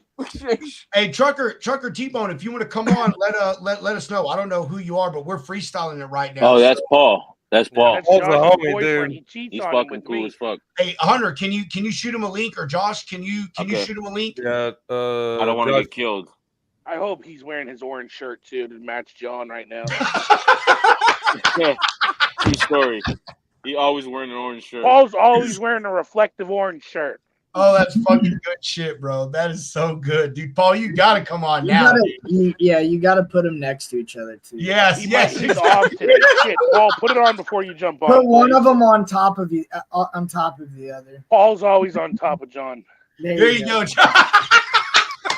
Oh my god. Thank you, Thomas. I was so about to make a joke, bro. Who's gonna be on top? Well, Paul's like 6'5", so he's on top regardless. Oh my fucking jeez, dude. Oh fuck, my stomach is hurting. I'm laughing so hard. Anyway, for real though, John, how's your week been, man? We ain't seen you since last Friday, man. I just been batshit crazy and a hell of a lot of sweating. Yeah. Yeah, on the truck every day, 2 overnights this week. Fucking just batshit crazy. Did it cool off up that way? Did it cool off? No, hell no, it didn't A little cool bit off. of cool. We got some cool breeze. But I didn't Where are know you about from, John? It's New York. New York, yeah. No. Dude, Nashville was hot as shit. I think it was Wednesday. My AC went out. It was like 106 driving through that motherfucker. In Nashville? Yeah, I came right Dude, through it's the been hot other day. as It was fuck here, hot. bro. Every single fucking day I get like 5 notifications for like heat advisory. Heat advisory, right? Yeah, I went through Yeah. 12 bottles of water and 2 electrolytes Wednesday just driving because my AC went out. It was so fucking hot. It was That's what I was telling bullshit. Pedro, dude. I haven't even been outside to touch grass this week, man. Like, I ain't doing I that don't shit. blame you. Fuck that. Dude, it's Yeah. so nice to have some drivers on here for real, because I love hearing like y'all just really roll with the punches so good. I love truckers, man. Y'all are the best. You want me to talk on the radio? What do you want me to say? Yeah, I want y'all to say Tell 'em I got no yeah, panties dude, on. for real, dude. Give me a breaker. Give me a breaker call. Come on. You gotta. I'm in like crackhead central right now. These guys don't have a radio. The Yeah, guy where you sitting at? next Where to you me- at, Thomas? I'm in Baldwin, Florida. The guy next to me in this bobtail has mailbox stickers, and they're crooked as shit for his fucking company name and numbers. Yeah, go tell him. I don't need to tell him. I can see it. He from here. knows it. He knows it. Yeah, he's over there sticking them on little fucking. This man Hey. does a pre-trip inspection every day. He better damn know it's there, right? Yo, Thomas, you have an iPhone? Yeah. Dude, you should just start airdropping him some bullshit. Yeah. I don't think Just he has airdrop an iPhone everything. over there. I don't think his Obama phone's gonna take these pictures. Whoa, dude.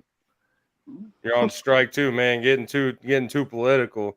But hey, I do want to give some kudos to your fucking truck though, man. I didn't know you had the old kitchenette in there like that. That's Oh yeah, we got a fridge, TV. Look, There we go. He TV's put good. on straight up, man. We were giving Paulie you some Paul. love yesterday about your He took fuel it- he mileage. took it to He second. does have Oh. it. Let's go. Yeah, there you go. There you go.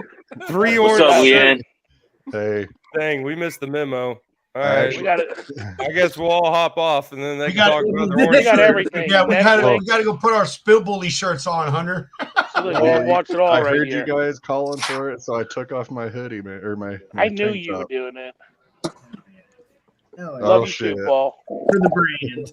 For the brand. I love Is that it. Linda behind you or is that Leanne? Which one? That's Leanne.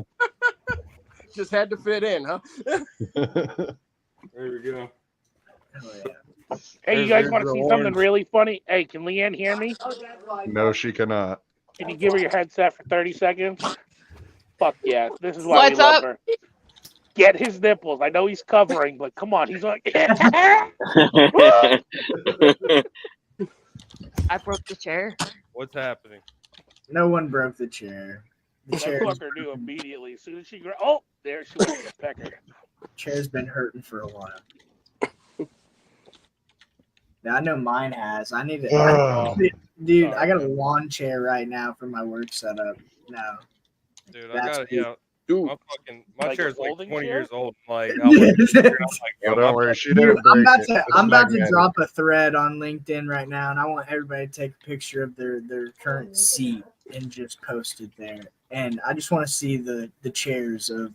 That's actually a really fucking good idea, Chase. I even bought a fucking yoga ball to mix it up every now and then. Dude, I need a yoga ball, dude. But it's not worth it, dude. Like, it is not I know, worth it. but for the workout, I do it like every once in a while, maybe like once a week. Oh, not even for the workout, man. It is good though. Just like roll your back on and like, I don't know, fucking pop that shit. I'd probably pop it.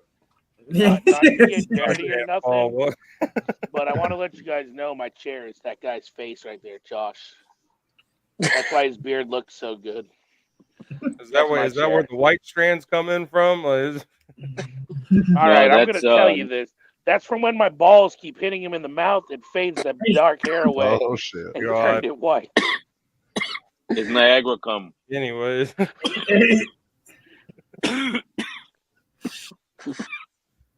Somebody's dying. Josh, are your allergies getting you? They are, man. It's seasonal. Yeah, it's fucking allergies. Shut Is the that that allergies or is that just choking? Nah, man, ragweed's real bad this time of year. It's terrible. Yeah, it's the ragweed minus the rag. Whoa, dude. So guys, in my poor Joshy poo. So I've never met Trucker T-Bone. What do you do, bud? I'm an owner operator, leased onto a company, and I haul feed in the Midwest. Feed ingredients. Hey, hold on. Before we go any further, Chase, every single person on here is on X except for you. Yeah, dog, I ain't. This is how we know all. That's fucking true. I'm gonna let you know you're safe, dude. Stay away. No, dude, I'm good, dog. No. Dude, you're safe. Trust me. You don't. I've had Twitter. You can even find my old Twitter. Go. Chase, follow I me. used my same Twitter from college. Like, I didn't even I had to go through some hoops to like bring it back. But you would thrive on X, my guy. It's Oh, worth I know. I would. I get it. Okay, well, Dude, they made a girl cry Join on the there the dark other side. day. Stay away. Oh yeah, I heard that. Don't make me cry. Dark side. This long There was hair. a girl on there crying because her feelings got hurt. Stay away. Yeah, she was just really passionate, guys. Come on. She was just really passionate. Hey man, that is passion. That is passion. Can't knock it. Hunter. But for real though, Hunter, Chase, what up, Josh? How's your week been? It's been all right, man. It's been all right. I think about to shoot out to California next week or the week after and spend some more time out there, do some more training and shit. But some soul searching. Dude, yeah, California's You gonna do some yoga over there too? Huh? You gonna do some of that yoga over there? Fuck no. They got goat yoga. Come to I'm too fat Kansas for City. They yoga, got goat man. yoga. I They ain't doing do all goat that. yoga over there. Where Dude, we goat, do little goat baby yoga in goats climb Kansas on City, them. dog. We do goat yoga in Kansas City. Come on out. It's See? cool. I mean, yoga seems cool, but yeah, dude, I don't know. Yoga with them is just elite. Yeah, I don't know. I ain't doing none of that hot yoga that TJ does. Go into a fucking 110-degree room for an hour. No, thank you. Yeah, The other I mean, TJ, not there's me. definitely some honeys in there from what I've heard, but like, nah, fuck that, dude. I'd probably die. Straight up. Leanne, you want to start doing yoga with me? Sure. Is she gonna Okay, be the goat yeah, when no. she climbs on your back? Oh god. Yeah, Paul's a big boy. He can handle it. I should have made sure she wasn't in here when I came in. She's a part of it now. Hey, yeah, put her on, Paul. You're boring. All right. Oh yeah, I agree with that. Come on. No, because you'll just tell her to hurt me all the time. I will. You're right. You don't have it wrong. You're not wrong.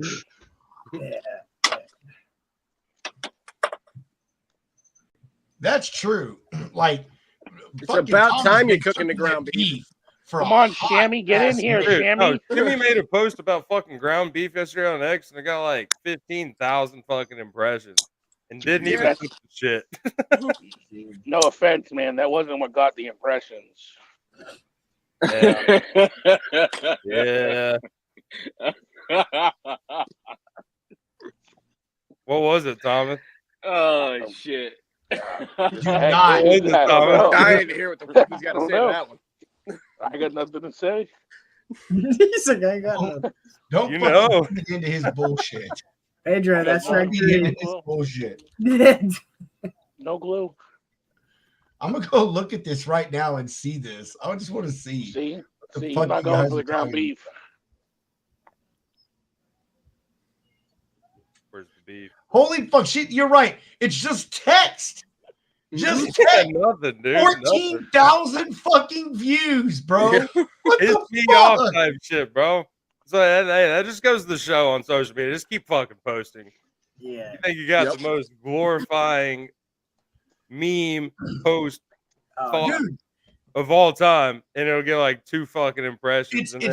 It's just like that video, that fucking video I have on TikTok right now, that it's got like almost 500,000 views, and it's the most ridiculous, stupid fucking thing. But I posted it 2 weeks ago, and it's still fucking accumulating views. Dude, I put my Tesla post, like, inevitably in 2 years, EVs are gonna take over. What's happening to the diesels? I haven't even fucking read through it. I have 200 plus comments on there. Let me pull this shit up. Very thoughtful. Dude, people were like going after me. I haven't even checked my mailbox. I'm sure I got some death letters in there. Man, that's how you know you're doing something good, though. I started getting hate mail on my TikTok, and I was like, yeah, dude. I'm just starting my TikTok adventures, so. Hey, dude, it's fun, dude. TikTok's cool, especially. Hey, man, if I can give you any advice, and Pedro can speak to it, like, download CapCut if you want to. I'm just doing random drone footage and some of my trucking stuff, dude. But the way you can put it's like you don't have to be smart in editing to know what you're doing. What, like, you don't think I'm smart? No, I'm saying I'm not smart. I'm saying Pedro doesn't really know how to edit. I'm saying anybody who uses it, you don't have to know. Paul, be careful. Chase he's a woke liberal. He's a neoliberal. Yeah, I am. You gotta watch out. Pleasure to meet your acquaintance. Yeah, it's all right. I would still be your favorite neighbor. Oh, what's your YouTube, man? Because I did go check out some of that. Like, I think that is sick. Like, we talked about this on one of the other shows, man. Truck drivers that have some hobbies. There's a guy that built a fucking model train set in his cab. That's a little weird, but dude, drones and like taking videos of your shit. Do you have it where it follows now? No, the new drone I just got is one of those first-person views, so I have the VR goggles on while I'm flying it.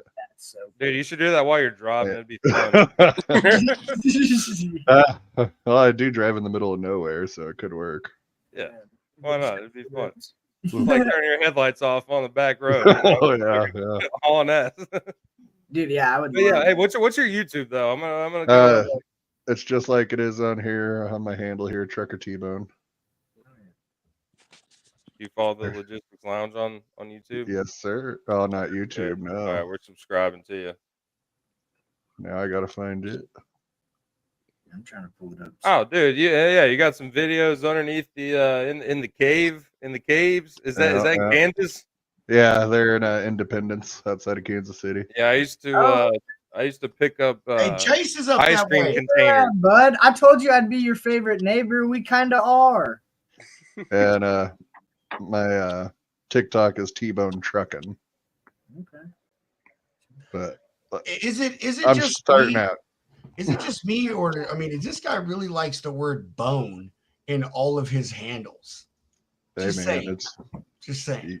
you got to have it out there. You got to have it out there. I know Either that's you're right. either doing the boning or you're getting boned. Which one do you That want? is fucking right. I'm just saying. That is true, brother. That is so true. Nobody's hit my truck yet. You better Just knock saying. on some fucking wood right You now. know- Knock you on know your this. head. I like how he worded it too. He goes, "Nobody's hit my truck." Like he ain't gonna hit. He's my- gonna, He tomorrow didn't he's even gonna have hit some my fucking truck. Tesla idiot hitting it. I had this one time. I was at a carnival and I was like, "Oh yeah, I can spin these. It's those little ones where you spin them really fast." And I was like, I never throw up. I could do this the whole time, and I'm like throwing the thing, man, you projectile vomit. Like you just jinx the hell out of yourself like crazy. But so what are you boys doing normally on a Friday night instead of being here? I've seen John here, but Trucker, what are you doing? Where are you based out of in Kansas City? Oh, no, I'm not based in Kansas City. I'm up in Nebraska. I pull out of Sioux City, Iowa. Oh, okay. All right. Yeah. So I'm just about 4.5 hours Hey, from brother. you. Question for you. What man. what do you run? My freaking Dry Lando van, driver is hauling issue feed and with ingredients, and then every stuff. once in a while I haul groceries. Oh, okay. Cool. All right. I'm home every weekend, and usually my Fridays is gaming with her. We like to play some Fortnite. Hell yeah! All right, yeah, I play some Fortnite too. Yeah, we'll have to Hey, link Chase, up. don't you live stream? Yeah, sometimes, yeah. So like, just random times when I'm playing, whenever I get a chance, I'll live stream. But yeah, no, I play some Fortnite. Yeah, the new We do NCAA football game is crazy. Zero build though, zero build. Just saying. It doesn't matter. I can do either. I like the game. The game itself. It's fun game. It's a blast from the past. When was the last one? Like 2014. Oh man. Oh yeah. Oh my god. Yeah. It's been a while. Yeah, I think the last one I had was on like the PS2, and it was when they first came out with the Dynasty. I think it was like 05. Yeah, it's You feel like you start off in high school, and then you get to pick your college, and then you're in your dorm room. I love that shit, man. Oh, I know which one you're talking about. That's 12. NCAA 12, I think, has the one where you're in the dorm room. That's the coolest one. Yeah, I think it's got RG3 on the cover. Last one I played was a March Madness. That game, the Blake Griffin one. Yeah, actually. Oh, dude, you could sit in that screen for what, hours? Like never actually play the game, just being Blake Griffin dunking a basketball. Nothing. Well, dude, this new NCAA now, like, can't like you get like NIL deals and like social media. Kind of, yeah. So like part of other influencers and shit, and like work bigger deals. Yeah, kind of like you build a network. It's kind of cool. Yeah. So it gives you your school like a rating based on your like players getting drafted, and then it can go up, So it's like how it would be in NIL, like the brand deals, because your school does a good job, That's crazy. Yeah, it's nuts. They have it now to where like the player that you build, you can transfer that over to Madden and play in the NFL with that same player. What? Yeah, they had that. They had that in the old one, but we never realized. I played it. I played the remake of NCAA Football 14, but where you play it on your desktop and just use a controller. And oh my gosh, so much fun! Like, yeah, you can transfer them over to any Madden. It's just a load file. So you're starting a new career, but you have the same character. Hey, Hunter. What's up, Thomas? Can I send you and Potato something, and you guys watch it on here live and react to it? Yeah, we'll have to pre-screen. Hey, but hey, send it to me on X.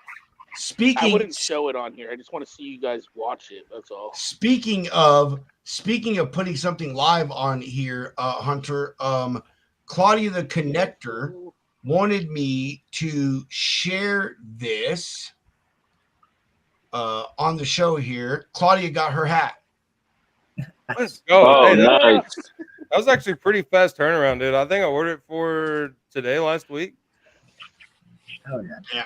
Yeah. Okay. Hey, logisticsloungeshow.com, logisticsloungeshow.com, logisticsloungeshow.com. Go to the store. You can find our hats on there. But Yeah, be but sure to check out the homies in the are they organization. fat man friendly? Will Dude, they yeah, make me that's look right. I need better? at least like Thomas, I have a huge noggin, bro. I have a huge noggin. I need like at That's- least an 8.5, bro. No, see, I Oh, think Thomas. So Thomas, I'm on the 2 dots, Thomas, and like this, like it fits me like a glove. Like it's honestly. All right, listen, look, all right. This is just a standard snapback, all right? Yeah, probably don't fit. Hell no. Look, that's on 1. Did you play football? Did you play football? They have to order you special helmets when you played. I would use the older kids, like the varsity helmets. Yeah. Okay. No, but yeah. he had a special helmet though growing up. Yeah, but look, I mean that was on 1. Thomas was special teams, special helmets. Hey, always number 99. Leave me alone. He always wore those arm floaties around too. Hey, Thomas, I'm actually gonna put that video. Put that video out here, dude. I watched that earlier, man. That is some crazy right? shit. Dude. That is fucking crazy, bro. Yo! Yeah, hold on, bro. I need to post it to where we can hear the sound. Hold on, man. Oh my god, don't do that to the people. I'm just kidding. Do that shit. Dude, that was a really cool video.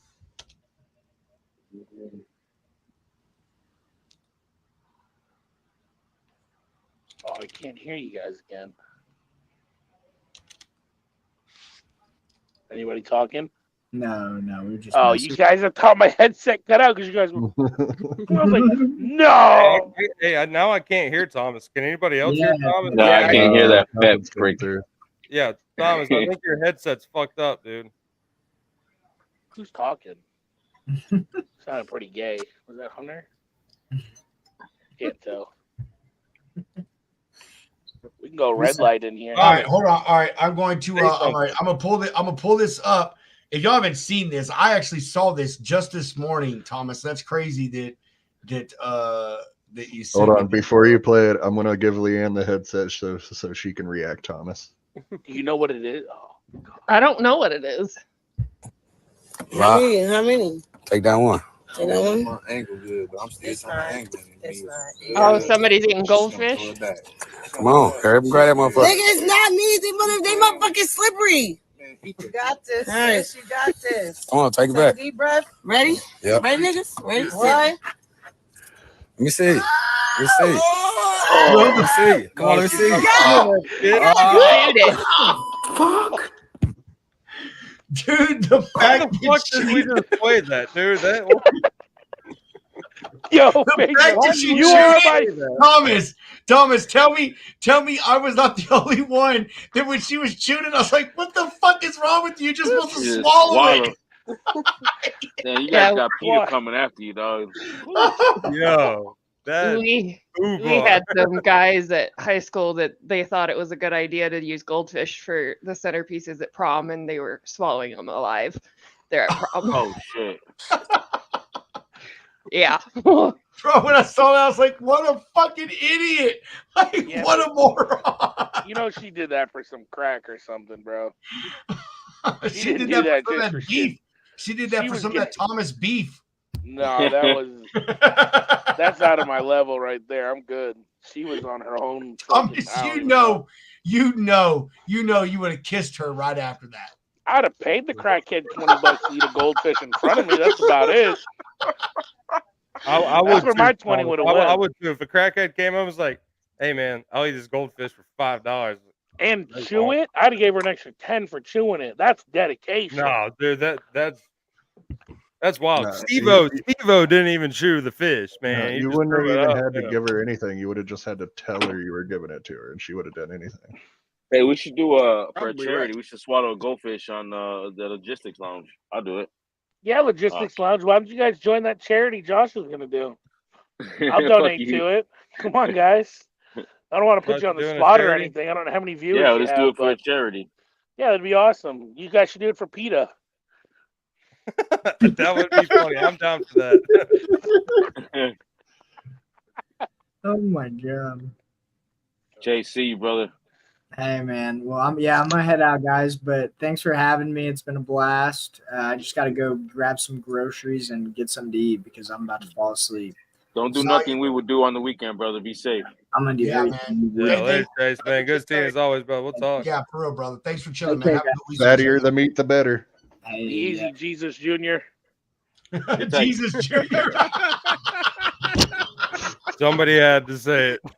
Oh, Look, I didn't say it last week because I didn't know him, but 2 weeks in a row, it's being said. That shit is so funny, Jesus Jr. I'm so gonna start using that. Hey, just hey, Pedro, we'll just start calling him JJ and see how long it takes him to pick up on it. Yeah. Oh my god, y'all are dicks. What up, JJ? I'm such a bad influence. I'm sorry, guys. Oh great. man, Thomas, this is why you're good, man. You might just get him to change his handle, though. Look, I can't come around all the time, but on Fridays, you guys can be blessed with my presence occasionally. Hey, Josh, what kind of stogie you smoking, bro? This is a shit. I forget what it's called. Mary it's wrapped Jane. in a leaf. Yeah. I wish. I'll get the name for you. I wish I could. I remember now. Dude, I'm literally sitting right next to my son's humidor with all these cigars, but he don't smoke them very often anymore, so I don't get a chance. But hey, have you ever had a real Cuban, Josh? I got some right now. I'll show you. Do you really, bro? That's Yeah. what's up, man. I haven't had a Cuban in fucking. Well, he left, so he can't hear me. So I ain't gonna. No offense to anybody Well, I'm who's on my AirPod. listening. He's Mexican. Of course, he's had a Cuban. He rolls them all day. Jesus. oh boy. Anyway, hey Josh, I haven't had a Cuban. Well, I mean, the only Cubans I have is I have obviously I live near a military base, but one of my good friends, he went over to overseas a few years ago, and he bought several boxes of Cubans in Germany, and then Really? you can't buy them in America, but you can import them. Like if you buy them so much, you can bring them with you. And dude, he brought several boxes of Cubans back over here, and I'm gonna tell you, man, they are everything that everyone makes them out to be. Like Cuban cigars are seriously the fucking tip top of the cigar world, man. Oh man, those things are amazing. So Nicaraguan. I like those, and I like Nicaraguan cigars as well. I think Nicaragua makes some damn fine fucking. So you know why they have They both? do. They have good cigars, right? Why? It's the volcanic ash that gives it that different flavor that you're tasting. Yeah, I've they heard sell the fuck out of Yeah, cigars down in Costa And Rica, then- man, and they're good and they're cheap, bro. In Costa Rica and Cuba, and most of the cigar places, they use saliva to roll the cigar. Oh yeah, dude. I've walked and they past the cure shops, man. You can see the guy in the back fucking chopping down the tobacco leaf, fucking rolling it up. Like it's fucking, but it's the real deal, man. I've never smoked any Cuban cigars though. I'm gonna bring Yeah, I've never got to enjoy a Cuban. I like Dominicans. It's nice. Dominicans, mild.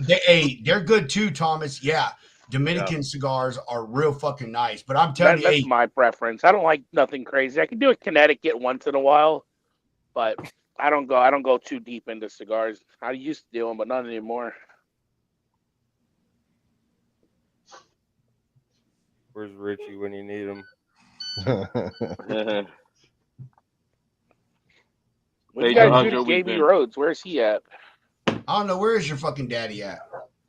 Josh is right here. I thought. Yeah, Josh is already here, bro. Look, we ran out of water. This is all we have left. Pedro, how's your week been? Hold on 1 second, bro. I'm trying to recover this fucking load, dude. Hold on. Oh, you still dealing with that shit? No. I got the trader issue fixed. They actually took you back to the place we picked it up from, and they were able to fix it. It was just the brake canister underneath. They had a puncture in the canister, and so it went a hole in the air. That got fixed, but I got a load that I do tonight from Baltimore to Landover, and my guy that usually runs it, coincidentally, he just dropped like 10 grand on putting a new engine in his truck because the DEF system fucked up his truck, like messed up his pistons and rods, like everything. I mean, I've got pictures of all the stuff that this DEF system did to his truck, bro. So we all know DEF is a fucking scam. It is. I don't know what dumbass came up with that idea, but it's a scam. I really think that it's the trucking industry trying to find a way to bilk carriers out of more money for fucking repairs because there's no other reason for it. It serves no purpose. But anyway, the trucks break down. Does he watch the lounge, your guy? No, he doesn't. But so not anyway, to be that guy, but Def doesn't go to the engine. Sorry. Yeah. So, but well, I mean, hey, his mechanic, dude, he's had a lot of problems with this shit and stuff, dude. So whatever, regardless, he's having an issue with his DEF. It's telling him to do a force regen. He can't do more than 40 miles an hour. We all know that's a fucking DEF issue. You know, if you're a driver, you dealt with it. That's a DEF issue. So yeah, I'm trying to recover this. But luckily, this customer, I've got a carrier pool of 74 carriers. So anytime I have a load with them, I just send out a mass email. And so yeah, I'm about to recover it right now. I just needed to confirm that it was less than 10 pallets so I can put it on this guy's box truck because he only has a 24-foot box truck. So even though technically he could fit 12 pallets, you have to pinwheel him in his truck for it to fit right. So yeah, I'm trying to fucking I didn't know you had a real job too. What's that, Thomas? I didn't know you had a real job as well. Yeah, bro. Dude, they don't call me logistics hustler for nothing, motherfucker. I'll be over this bitch. I only know you as fucking potato, okay? I know, man. I feel you, dude. Damn. So you don't ever get time off, huh? No, dude, I actually don't, bro. Like, seriously, I don't. I mean, for real. I watch Josh do it too, man. He's around the fucking clock. He don't sleep. He'll text me 2:00 in the morning. I'm doing a meeting. Dude, and like I've got customers like this one, all of their freight picks up in the later part in the afternoon or the evening. Like this load, it doesn't pick up till 10 o'clock tonight, Eastern time, and then it'll deliver in Landover at 3 a.m., which it's only an hour drive. But so like this customer, especially, I have to do a lot of extra work because all of their stuff is evening and late night pickup. So I, at the very least, have to stay up until I know that the truck has fucking made it. And then my team tracks it overnight. So even when I'm sleeping, I'm getting ding, ding, ding, ding, ding of, all the fucking driver activity and shit. So yeah, bro, I start getting messages from my team at like 5 a.m. in the morning on this customer's loads and stuff. It's but whatever. And that's why I just want me, myself, and I. I mean, it is, fucking is what it is, bro. Pick your poison. Yeah, it is what it is. But they're a great customer, I will say, man. I've been with them for about a little over 2 years now, man. And I got in with them right as they started branching out into using external logistics providers because they do have their own trucks. But they got to the point where they started having overflow. So, like all the stuff that I do is dedicated things for them. Like I do a thing for them that's 4 days a week. It goes from Maryland to Pennsylvania to a Walmart's like 150 miles. I do that shit 4 days a week for them. I do a round trip load that leaves out of Central Florida, goes to Baltimore or goes to Jessup. You drop in Jessup. That same freight goes from Jessup, not on the same truck, but will get dropped in Jessup, will get internally transferred to Nottingham, north of Baltimore, and then you pick it up back there in Nottingham on Tuesday night and take that back down to Jacksonville to another distributor so they can take it out there. So it's a good customer, man. They're really cool. Me and the guy there get along famously.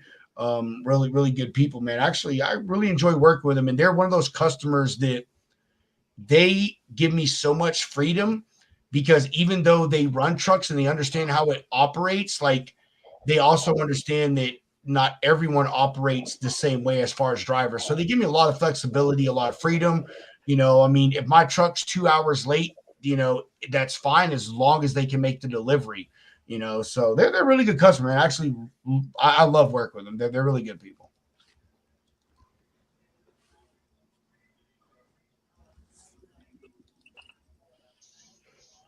Hell yeah. Well, Pedro, you want to shut this thing down? We'll go start a little Space on X through the line.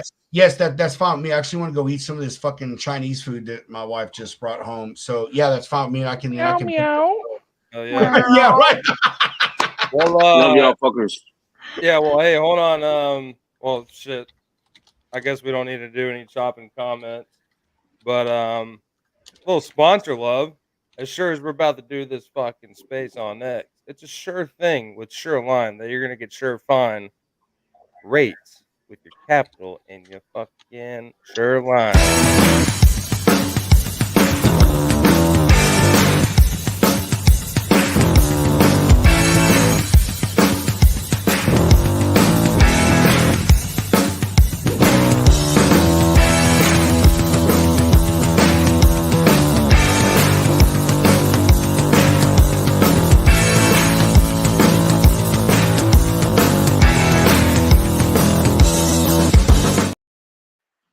All right, hey there. I changed the sponsor. You just run the commercial. I appreciate it, Hunter. I'm trying to. Oh yeah, absolutely. Well, you can't track us right now, but you can find us on X. But if you need help with tracking your trucks, your products, whatever it may be, head on over to Gigo.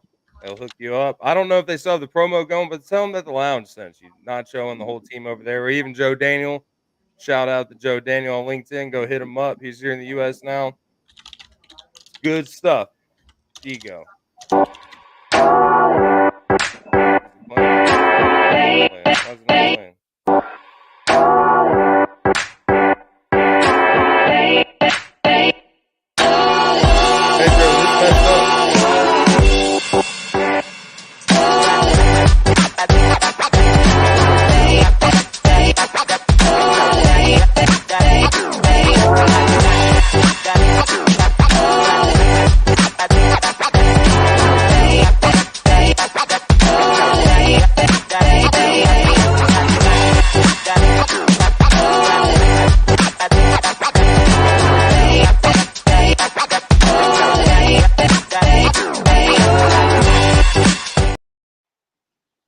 Yeah, sorry about that. My computer has been absolutely not supporting the weight that the lounge brings to the logistics community. Lay off the But, porn, man. huh? Lay off the porn. Fuck no. Yeah. I'm on X. So what do you mean, dude? It's readily available. Everybody got to make some money. But anybody got any exiting comments? No? Yes? Yeah. Just Go ahead, thanks Josh. Thanks for having me, guys.